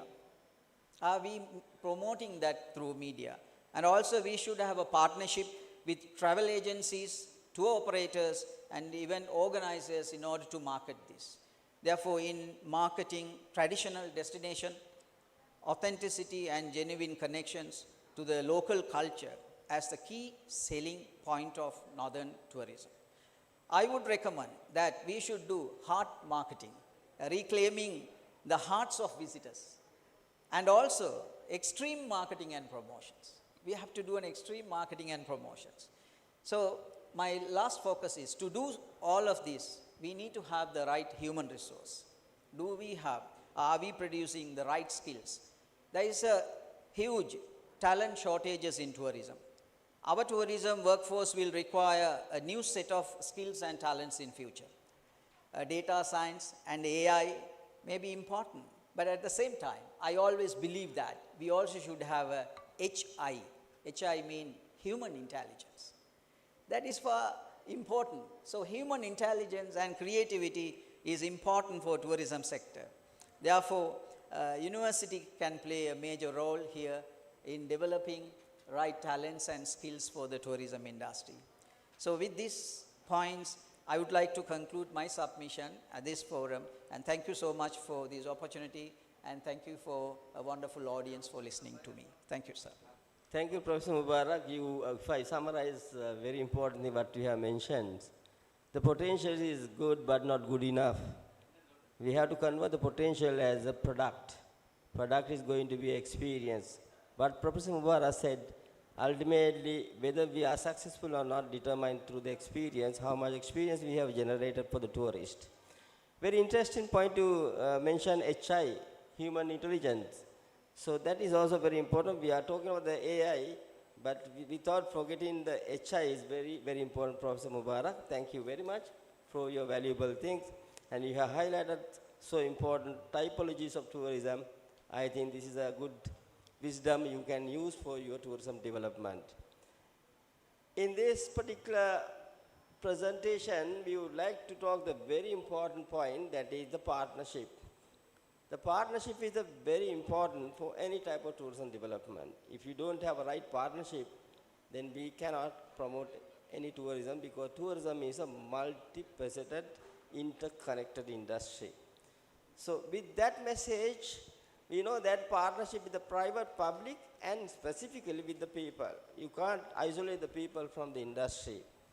So I would like to ask from the most suitable person, the president of STAITO. You have been involved in the industry and you have been supporting us also.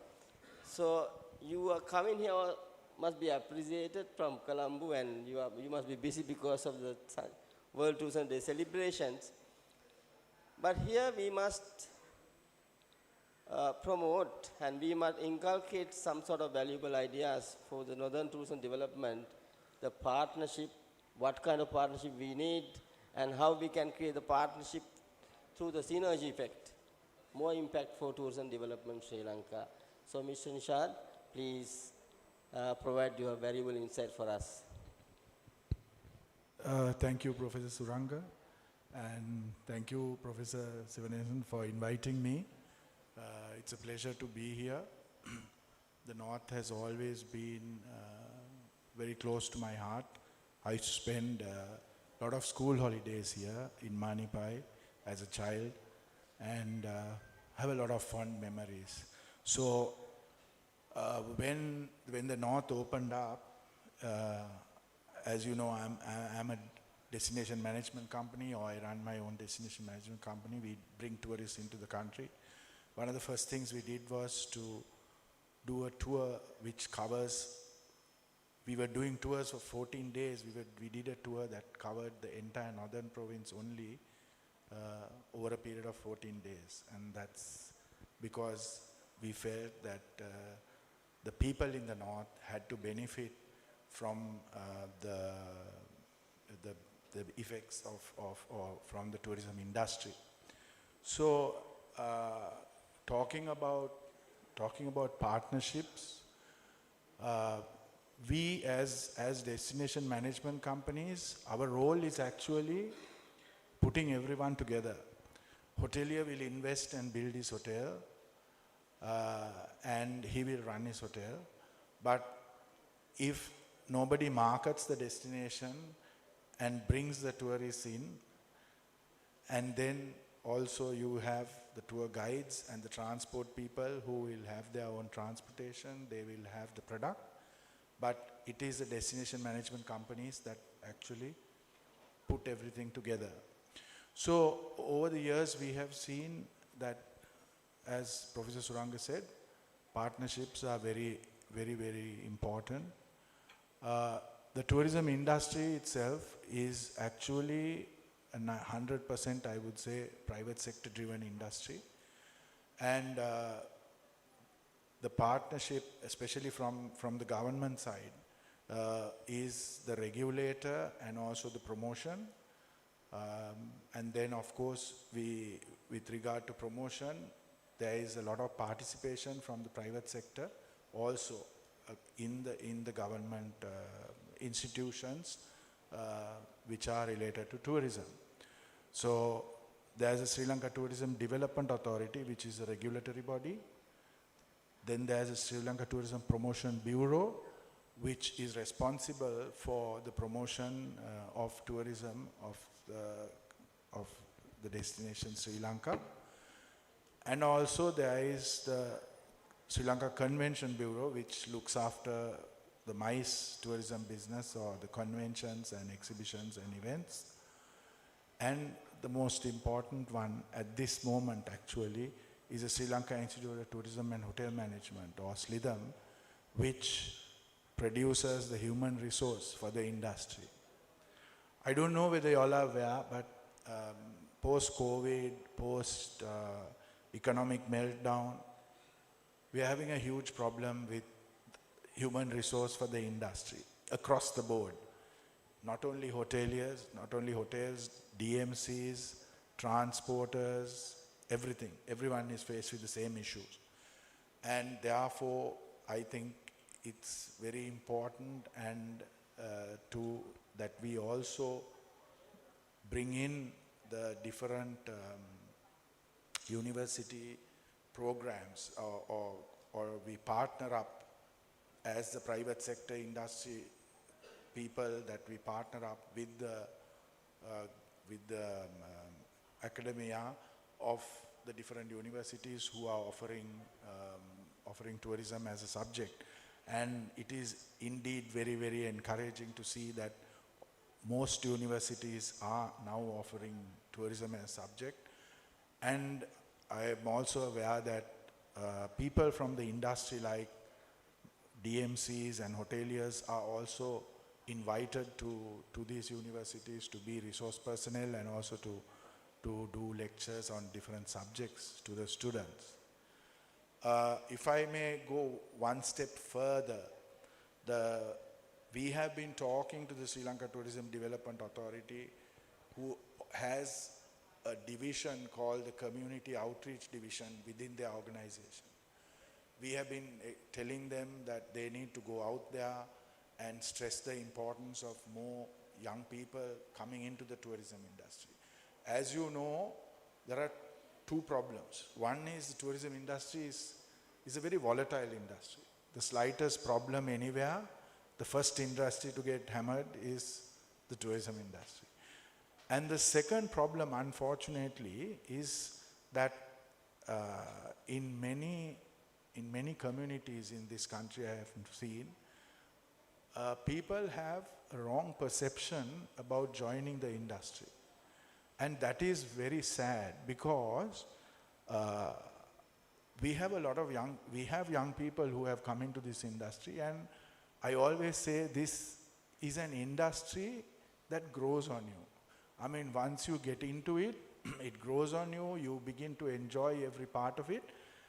Yes, like any other industry, there are the negative sides. I'm not saying no. But that doesn't mean that every person who gets into this industry or becomes a part of it or makes it their career path gets led astray or becomes or gets into this whatever the negative side of what is being talked about. So it is important to understand and see the importance of the tourism industry. And recently, I was telling Professor Surang earlier, I heard the chairman of the Sri Lanka Institute of Hotel Management made a speech somewhere, and he said something very important. He said, you know, that for a country to actually prosper and be successful in tourism, that tourism has to start with every single citizen of the country. Unfortunately, we don't see that. But the tourists who come here, our experience is when they go back, they give us feedback. And almost always, the highlight is the friendly smiles and the welcoming nature of the people. But sometimes, we don't see that. We have a lot of negative stuff also happening, and tourists getting harassed and hassled.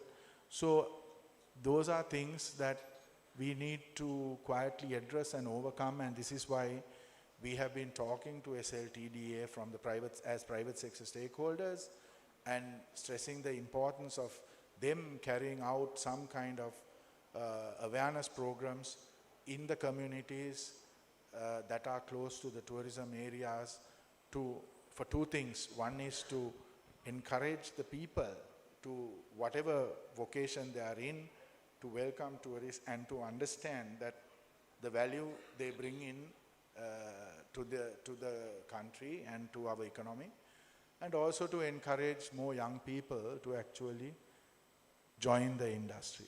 So that said, as far as the North is concerned, like I said, very close to my heart, I have very, very memorable times here.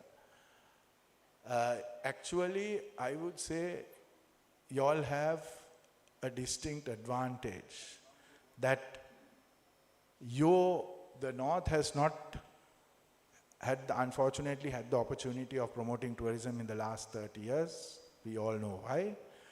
But now you've got a chance to start anew, and I would really advise you, as somebody who has been in this industry for over 30 years now, I would advise you to study what has happened, look at what is happening in other areas, and don't make the same mistakes.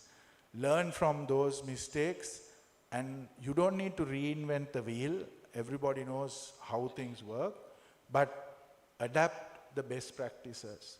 And going forward, believe me, the developed world, or I don't know whether that's politically correct for me to say, but tourists who come here from, majority of them expect experiences. They come here for experience. They come to Sri Lanka for experiences, not just to look at Sigiriya or Polonnaruwa or the Nallur Kovil or something. There's a lot more that they expect. And in order to deliver that in a sustainable manner, we have to be conscious of our environment.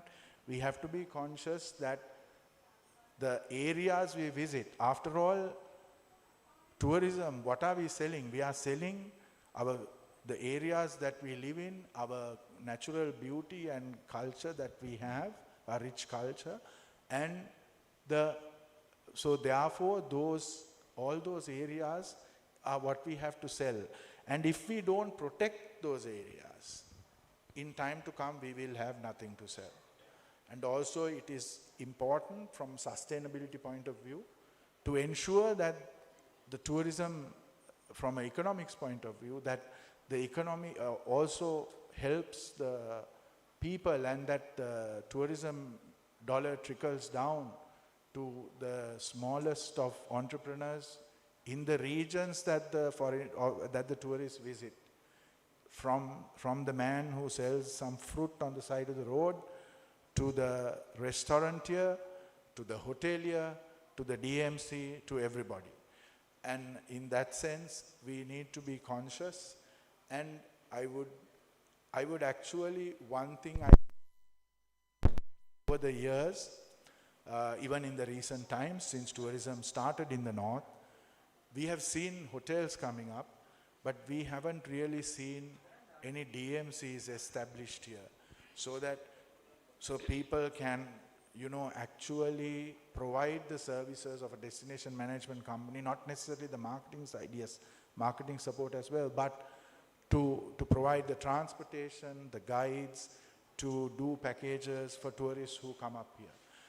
I encourage you to do that, or to establish something like that, because that way, what you can see now, the little bit of tourists that are coming out here, either they are coming like organically, they just pick something off booking.com or something and then find their own way here, or if it's an organized tour, you will find that the local transporters in Colombo and the rest of the country are coming here, and the benefit is basically to those people and their so if you invest, the easiest and the fastest mode of transport to Jaffna is the train, and that is enjoyed by majority of tourists.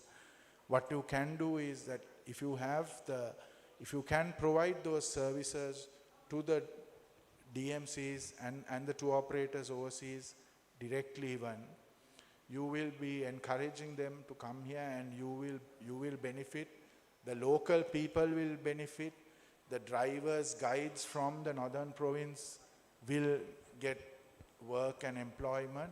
So when you are looking at expansion in tourism, look at that, consider that, and try to make sure that the community benefits. And when the community benefits, that is when they'll see the value of the industry, and they will in turn invest in the industry, and they will take to the industry. So it is a fantastic industry. It's something young people should take to. It grows on you, and also end of the day, it's as good as any export industry. You're bringing in foreign exchange, valuable foreign exchange into the country.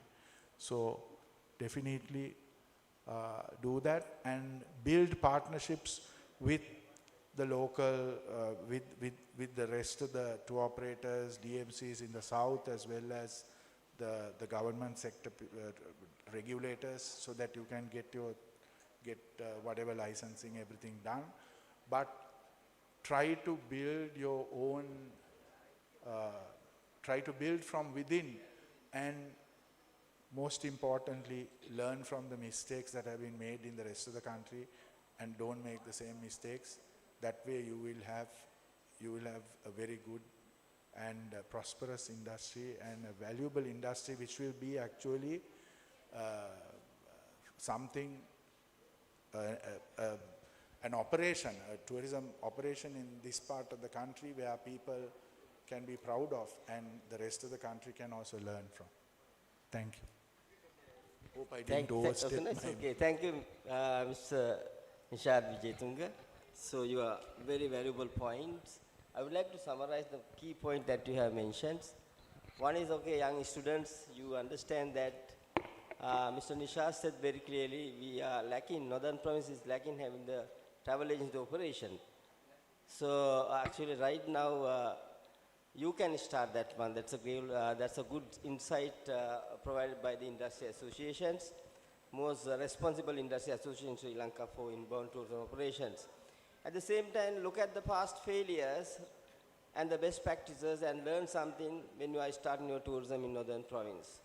These are the very important 2 points Mr. Vijayatunga explained.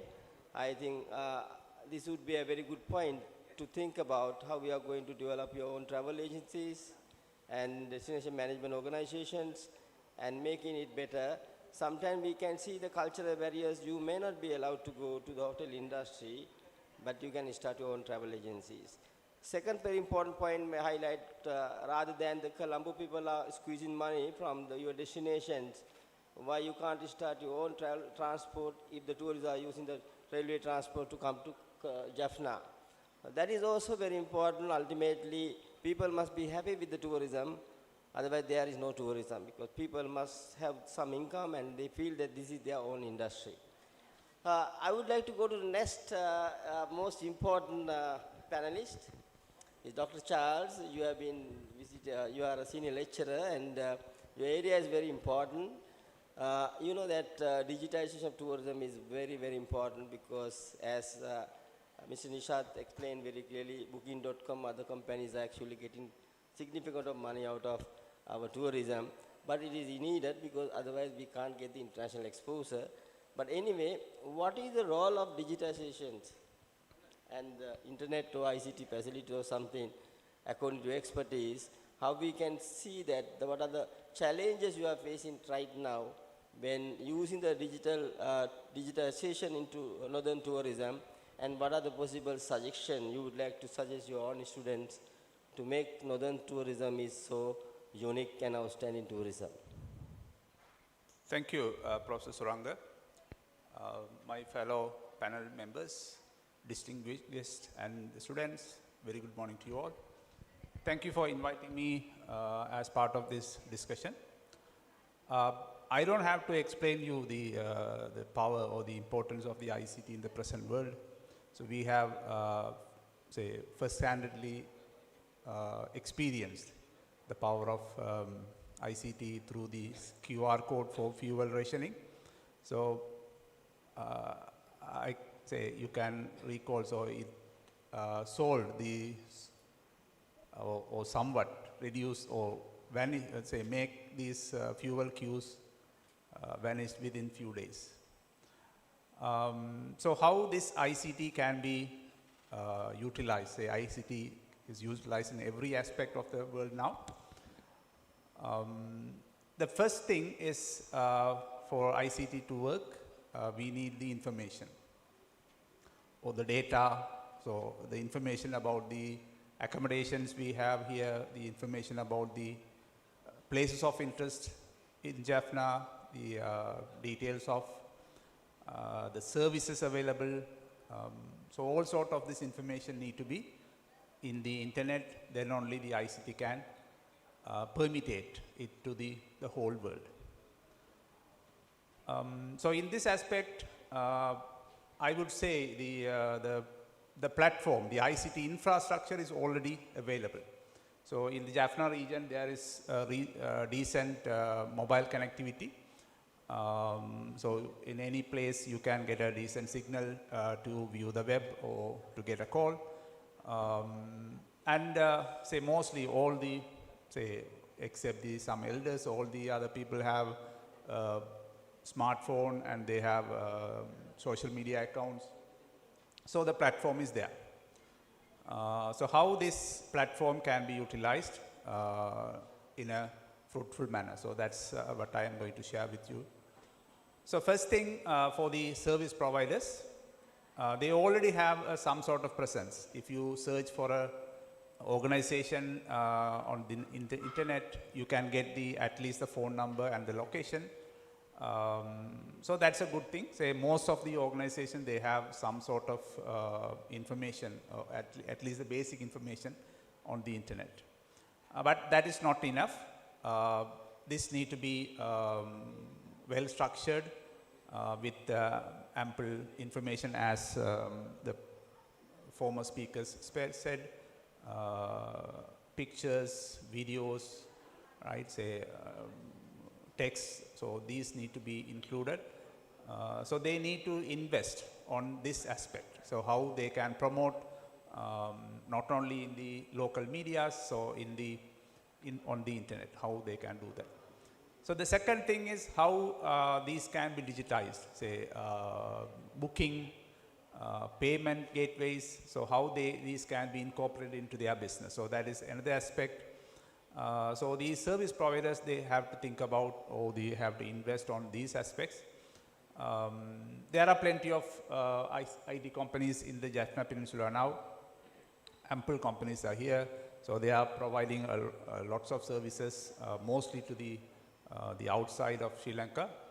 But they are capable to provide very good service. One simple example, say most of the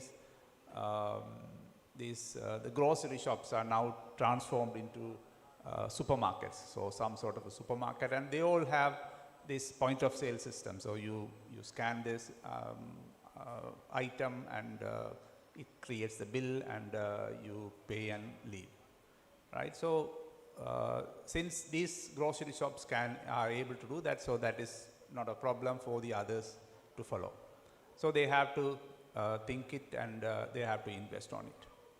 So the second aspect is, as Mr.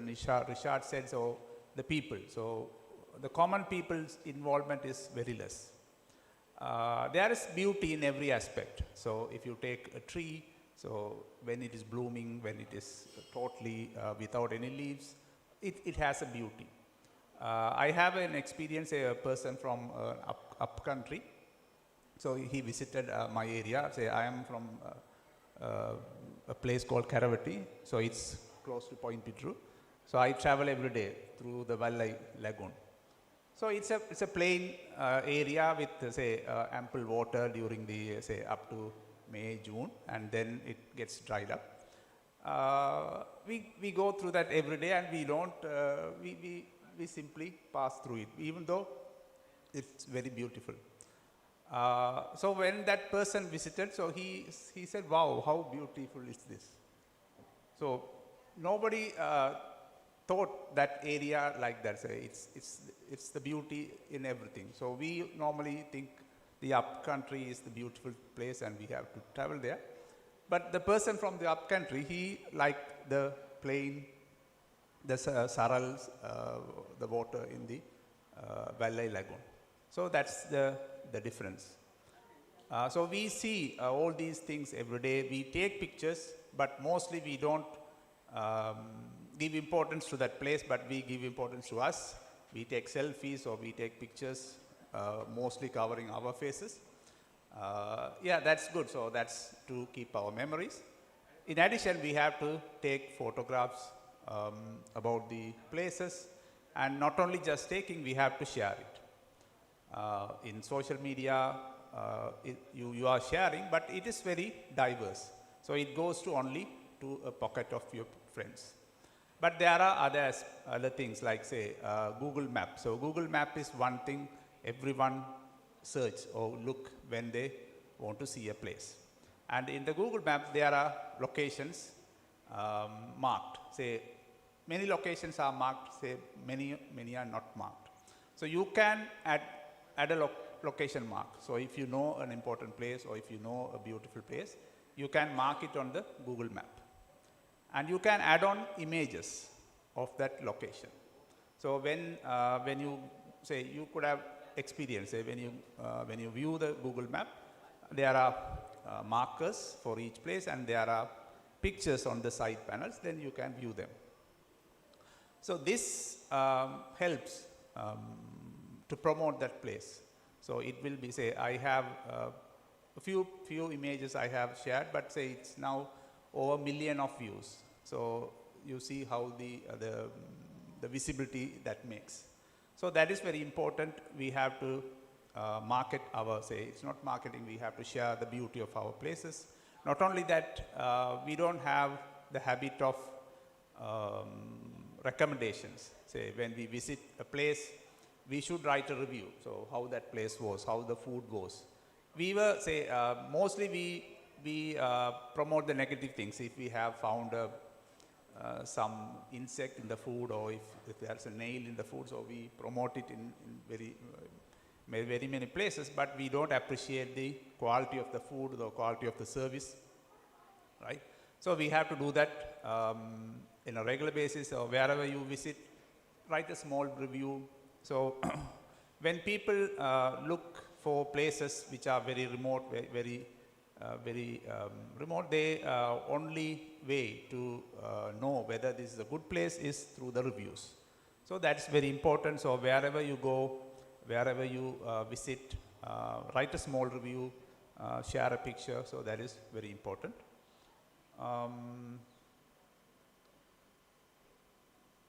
Yeah, there are more, say, about virtual tours, how we can promote. So that would be a part of this, the promoters, the officials related to the tourism industry. So invest on promoting these things on the digital media. You can easily say, so there are lots of people who have YouTubers, say they visit many places, they post their videos. So these can be collected and put on a portal. They can be rated, so that can give a good review.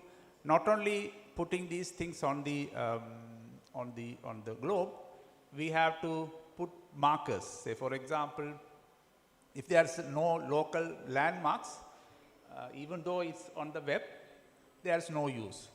So last year we traveled. Say I went up to this Ella Rock. It's a beautiful place, and it's a beautiful strenuous one-day trekking, but there were no markers. We say somewhat we found the way and we went up there and we came down, and but there is no way markers, or there is no proper guidance or anything. So that's very important.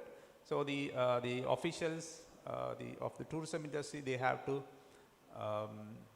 look at both things. Say, not only put these things on the internet, they have to put the markers on the actual place and make it safe to travel there, to have a nice trip. Say, for example, in the near the Pannai, there is a small island. It's a very beautiful island, but there is no formal way to reach there, right? So in summary, I would say the service providers, the hoteliers, invest on ICT as well as, say, promoting your service or whatever you are providing. In addition, invest on digitizing your process. So second thing, I urge the public to share your experience. So every one of you share your experience. You don't have to share your experience when you go to some other locations. You share what your place around you, right? So you share your experience there. And for the officials, I urge you to invest on putting these things on the web, as well as making it available to access. Thank you. And thank you again for Professor Sivasan for inviting me to this session. Thank you. Thank you very much, Dr. Charles. I think you have very clearly mentioned that your province, your tourism must be promoted by yourself. You are the most responsible for that one. How we are going to make a contribution for ICT or social media is your major responsibility.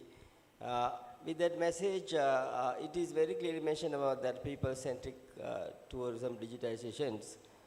With the support, now young people, you might understand, you don't need to go to the hotel to work, but there are some other major contributions you can do through your specifically finance, specifically IT and HR. You can be a very valuable person for the tourism industry. The last most important gentleman, I would like to invite Mr. Tayaharan.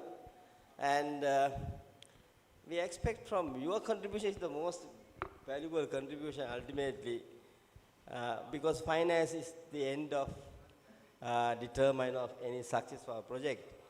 So you are specialized in the SME sector, and I know that in Sri Lanka overall, more than 60% of tourism operations are belongs to the SME sector. I believe that Northern Province it should be higher than general, because your industry is now coming out, popping out, so developing it in the right directions. So how do you see that SME sector important for tourism development? And what are the key challenges you are facing?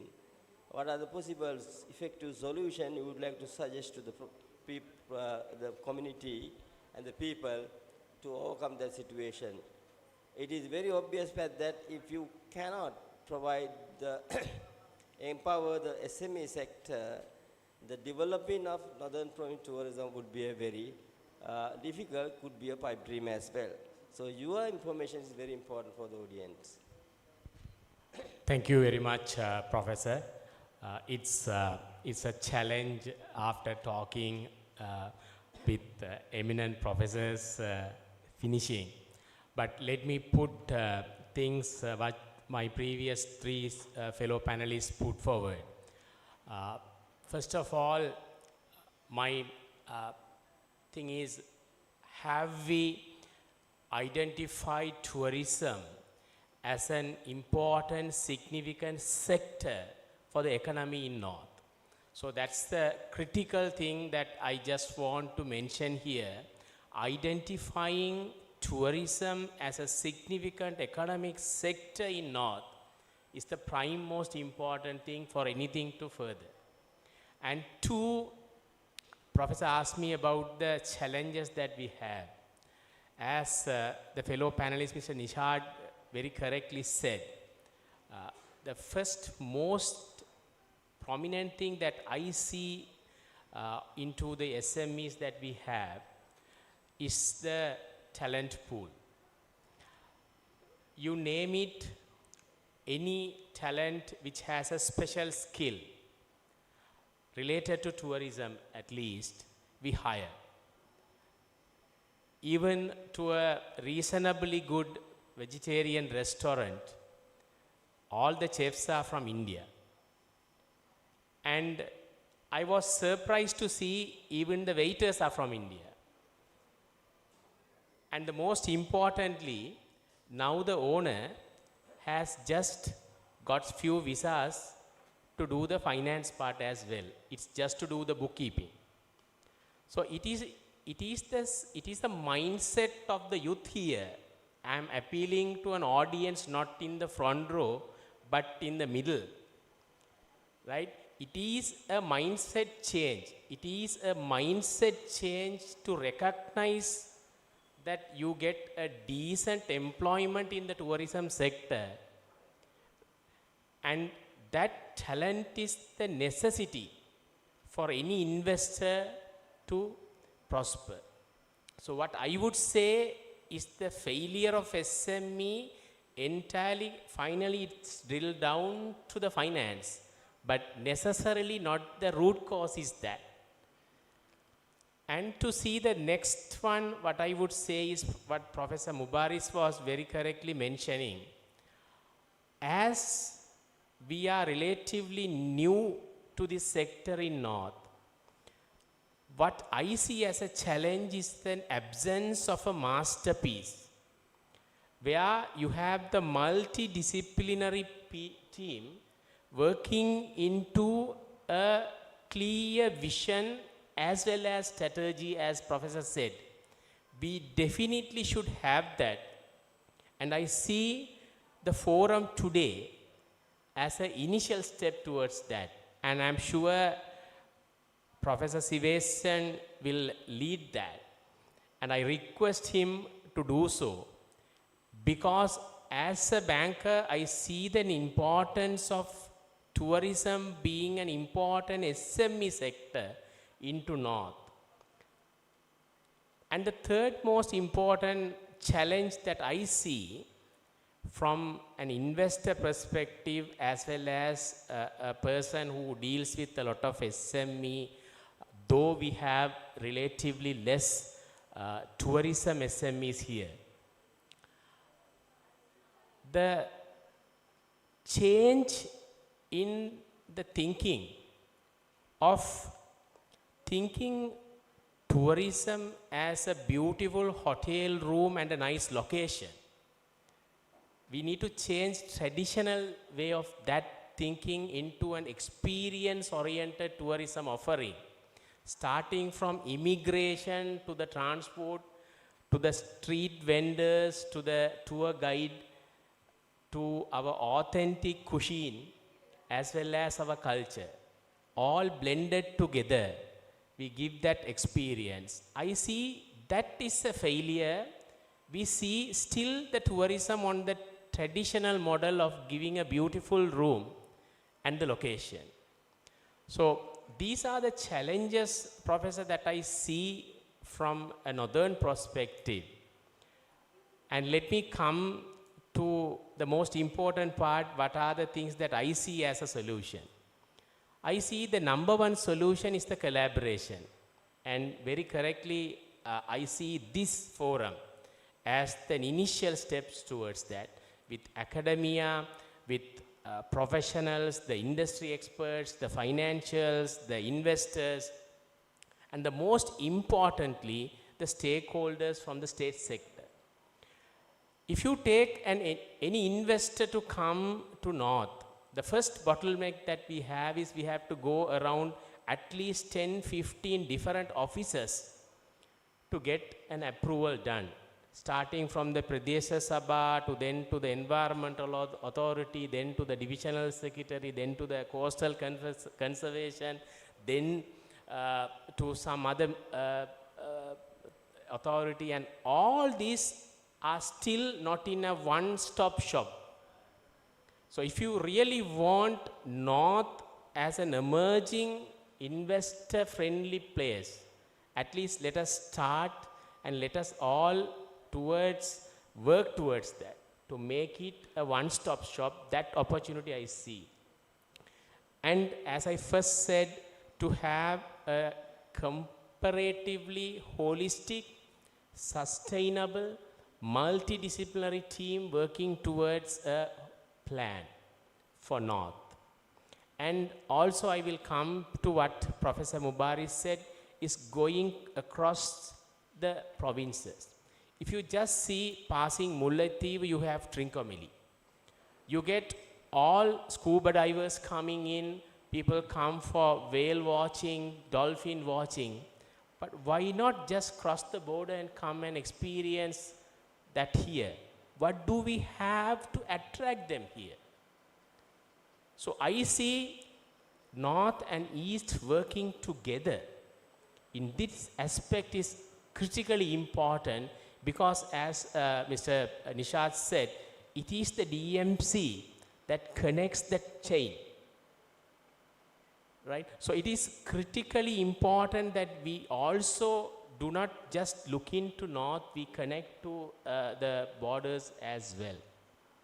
And finally, as Professor was mentioning, the emerging sectors are ecotourism.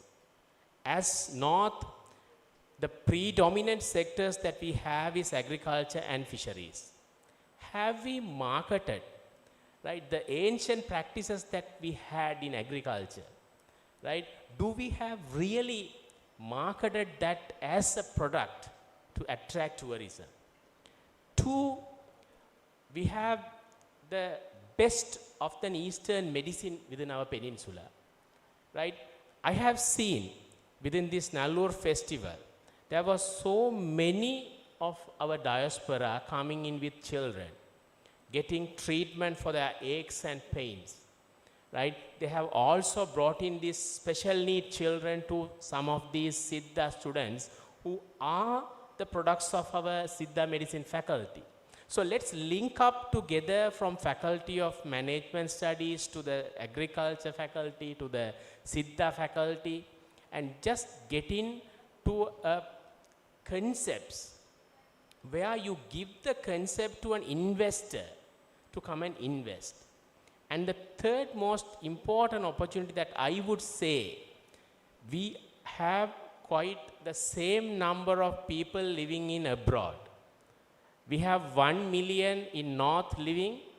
We have around 400,000 living in Canada, 200,000 in UK, and added the Europe together, we have another simple 1 million diaspora living abroad. And those people have left this country during the phase of 87 to 95. They are now reaching the age of 55 to 60. Means they are retired, their children has grown up, they are working, they are earning. So now the parents wants to come back and invest something. They have an emotional connection. They have temples here, they have alms giving for their parents. But what do the second generation have? They have no connection emotionally to come here.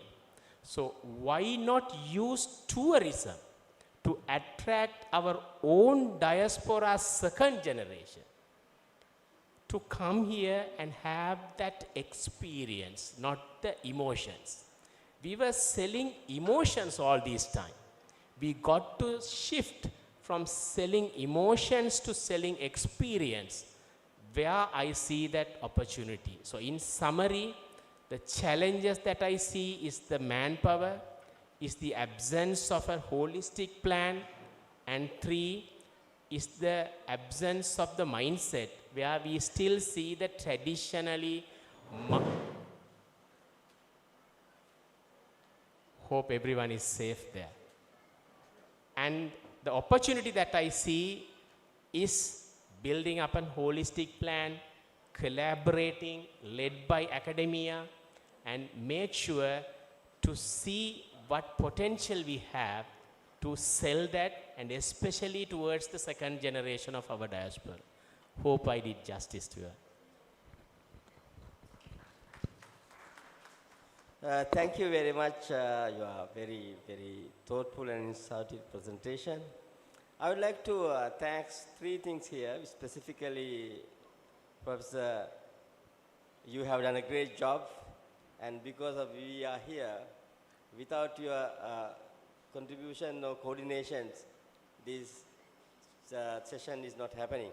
So please accept our sincere gratitude for inviting us and make this event more successful. Second thing is, I think I must be sincerely grateful to my panel members. They are enlightening us with a different angle. It's unbelievable. Your every inputs are so important to make your future plan. So I would like to summarize very importantly, the crux of the matter is how we can develop the northern tourism. One golden principle is you must maintain your own identity. But second thing, as Professor Mubarak said, we have to cross destination and provincial communication must be very important to get the maximum profit out of it. Very important point I would like to highlight the human resource development. As very clearly mentioned by you actually, I'm very sad to hear that the tourism is developed in Northern Province with the support of the Indian manpower. It is to be very seriously concerned, otherwise your tourism is growing, but the benefits go leak in the other part of the world. That is happening even our side also. Specifically, our value added is not that much of significant because leakages would be very high. But here very specifically, should be highlighted and taken into the consideration, because if you can't start your own restaurants, own hotels, without having your own people contributions, so ultimately tourism is not probably the right meaning to the region. So therefore the university has a big role to empower the youth and ensure that your people are going to be employed. Not only the hotel industry, but travel, tourism, and other supportive sector like IT and the finance, all other sectors are connected to each other. So there should be a proper plan how we can make our best contribution as the University of Jaffna to ensure that the right quality human resources are being provided to the industry. Now tourism industry is more challenging, very exciting industry as Mr. Vijay Tunge explained. So therefore we must be, our manpower must be smart enough to shape with the requirement of the industry. So how we can do it? The knowledge has become a very important driving force for any kind of tourism development. It has become a perpetual motion of machine to grow, take the industry to the upward. So therefore, whatever planning we are going to do for Northern Province tourism, as we have clearly mentioned that all sectors must be incorporated.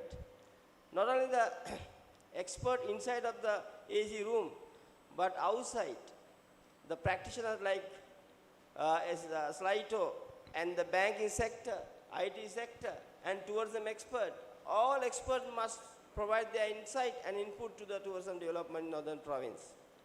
Northern Province is not isolated, but we have to think about the integrated approach. Tourists are coming not to Northern Province, but to Sri Lanka. Not to a particular hotel, but to Sri Lanka. So we have to understand that your culture must be protected, your identity must be protected. Otherwise, when people are coming to Jaffna, if we see the same passage like what you can see in Colombo, no point of coming to Jaffna by wasting their time. So identity and the culture must be protected, but when you are developing your plan, please understand that the people, those who involved in all the sectors must be incorporated.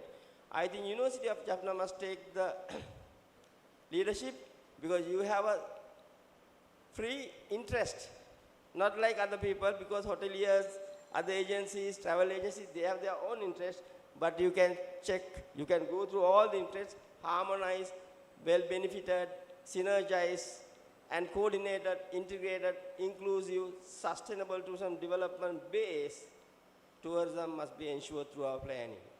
For that one, we should not marginalize our youth. They have been suffered a lot for 30 years. They must be incorporated in the mainstream of the tourism industry by empowering them. For that one, the University of Jaffna is the most critical and change leader of the industry. So your initiation is very important. So I wish you all the best, and we will give our best possible support for your future development. Thank you very much.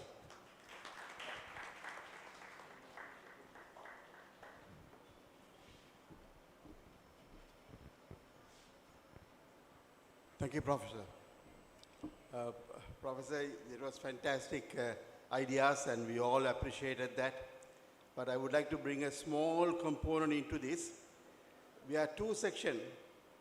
One is an operational component, one is a development component.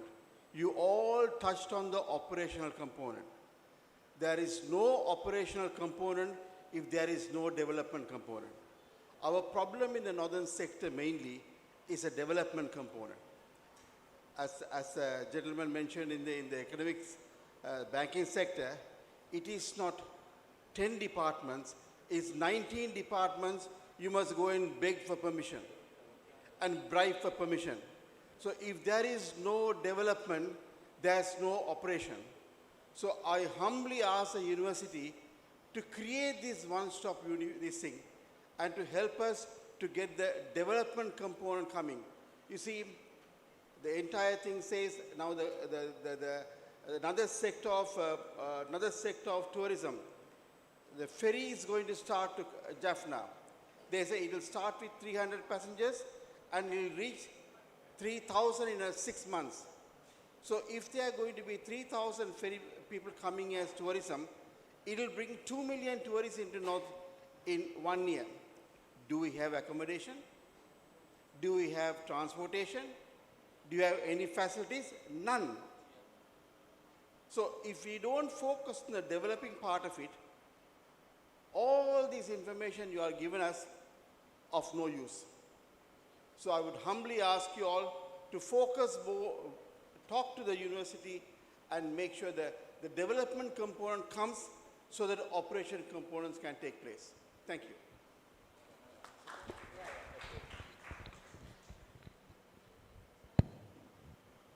Sorry if I may just enlighten you on something that's happening. This frustration is not only for the North, this frustration is for the entire island. And we have seen this over the years, and unfortunately nothing has happened.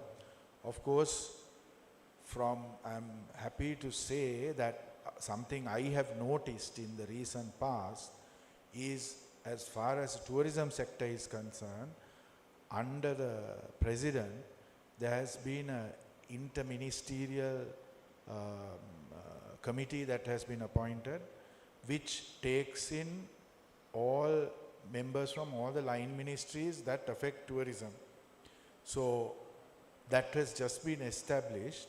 That is something actually from Sligo, there was a lot of deliberation that went into a new amendments to the Tourism Act.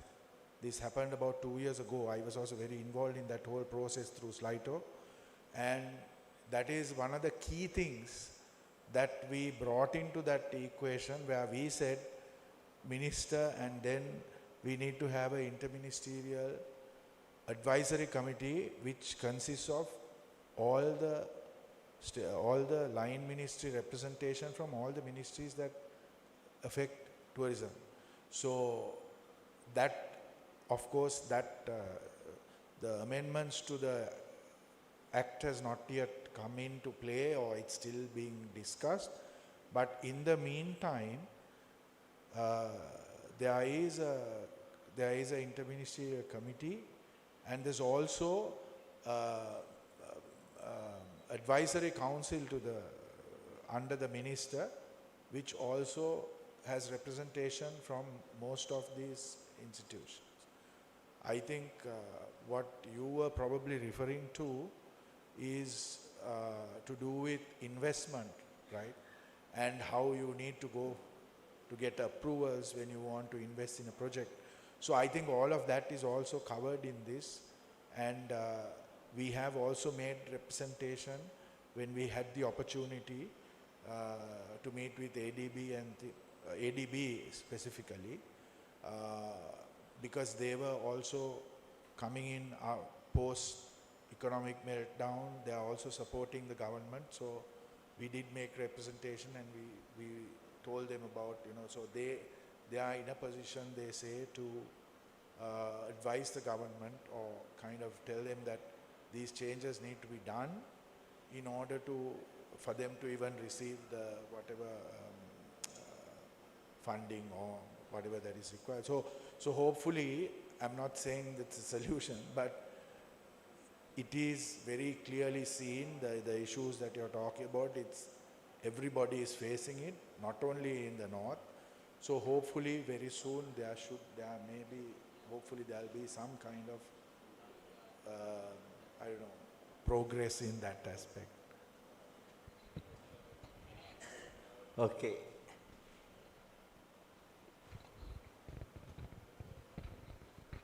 Thank you for the opportunity, and thank you for Professor Siversen organizing such a wonderful event and panel discussion, and thank you for all who came all the way from Colombo to take part in this event and having some concern of northern tourism. I would like to respond 1 or 2 points you have already made. The one is mentioned by the manager, the lack of skills development. That already I have started from 2010 onwards, but of course there's a huge challenge because of the cultural limitations. But still we are continuing, hope we will manage something. And one more thing to add, utilizing the potential as product. I think recently His Excellency Ram Vikramasinghe has made a speech on Invest Sri Lanka, or Visit Sri Lanka, sorry. He was mentioning of culinary tourism. For that, Jaffna has a huge potential. So we need to tap, because our traditional healthy food is one of the main product what we can market and catch up the tourists. And with the help of the people like Nishad, we will be able to tap it. And one more thing, as Nishad mentioned, regarding these DMCs. It is being already started. All of a sudden, we were facing a huge influx of tourists when Cordelia ship came to KKs after the opening of port from June 16th. We had 9 visits of Cordelia ship from Chennai. Altogether, 6,000 plus tourists. Of course, we were not prepared. We were not welcoming them. They were just brought into the roads. But fortunately enough, I found it and I brought it to the attention of Honorable Governor and Honorable Minister Douglas Devananda as well. And we immediately took into that, and we have organized some arrangements to cater those tourists. And we closely worked with Haley's and also Haley's, what you call the company which was handling the ship here, and also the Walker's Tours. So we fortunately found to closely work with them and to entertain those tourists. And special thanks to the, what you call, Consulate General of India, who was the one initiating it by alerting us regarding this. And we are now closely working with them. Once this ship service is starting again from January onwards, as Mr. Rasaya mentioned, with the ferry service, we are actually working on it to cater more tourists in northern province, especially in Jaffna. Hopefully, we will be able to address those challenges with the support of all of you. Thank you very much. Now we have to finish our panel discussions. We hope to see another 2-3 years' time. Northern Province tourism is booming and developing very fast, and we would like to see the unity in the diversity and making Northern Province tourism is one of the outstanding tourism development in Sri Lanka. Thank you very much.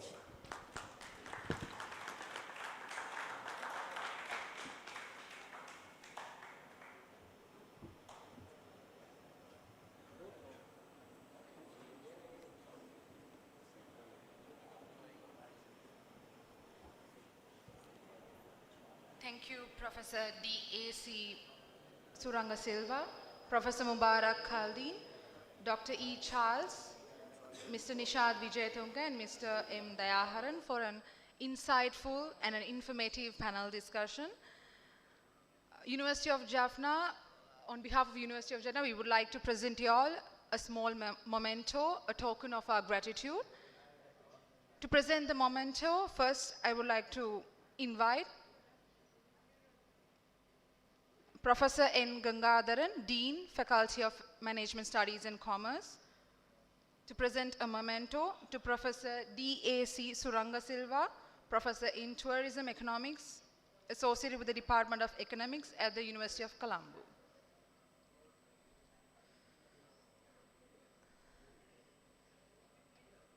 We cordially invite Professor N. Gangadharan, Dean, Faculty of Management Studies and Commerce.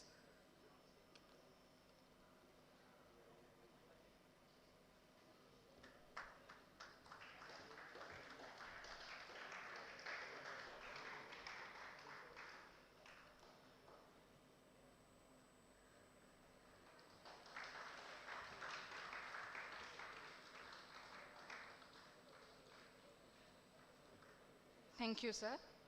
Next, I would like to invite Mr. Rusangan, Governor's Coordinator, to present a memento to Professor Mubarak Khaldin, who is a professor in marketing, Southeastern University of Sri Lanka.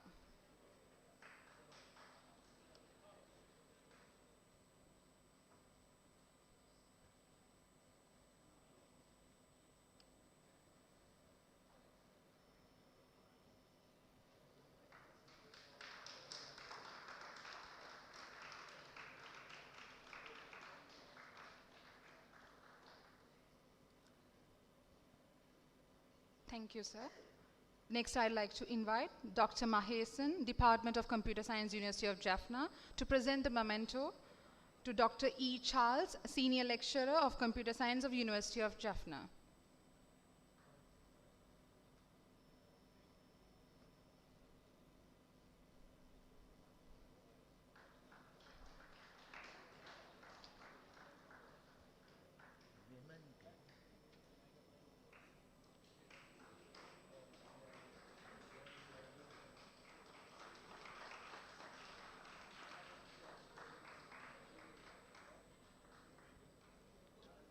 Thank you, sir.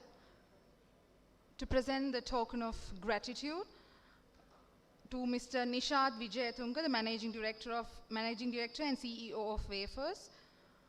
For that, I cordially invite Mrs. Kosalai Madan, Head Department of Law, University of Jaffna.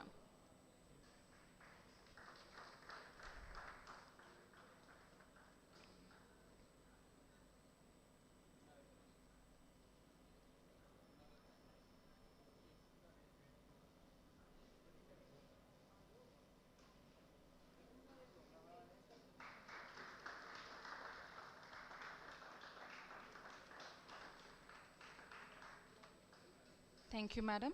To present the final token of appreciation to Mr. M. Dayaharan, Regional Credit Head of Northern Region, I would like to invite Mr. Tilagaraja, Managing Director of Tilco.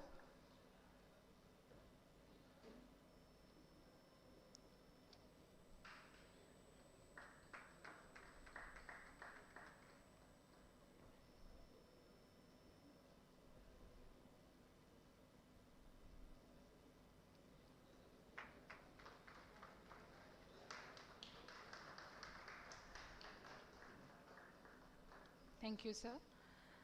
Ladies and gentlemen, we have now come to the concluding stage of the World Tourism Day celebration organized by the University of Jaffna. Hope you all had an insightful and an in-depth session with all these intellectuals arrived for today's function. So in order to propose the vote of thanks, I would like to call Ms. Niloshna Paulinus, Temporary Assistant Lecturer of Tourism and Hospitality Management.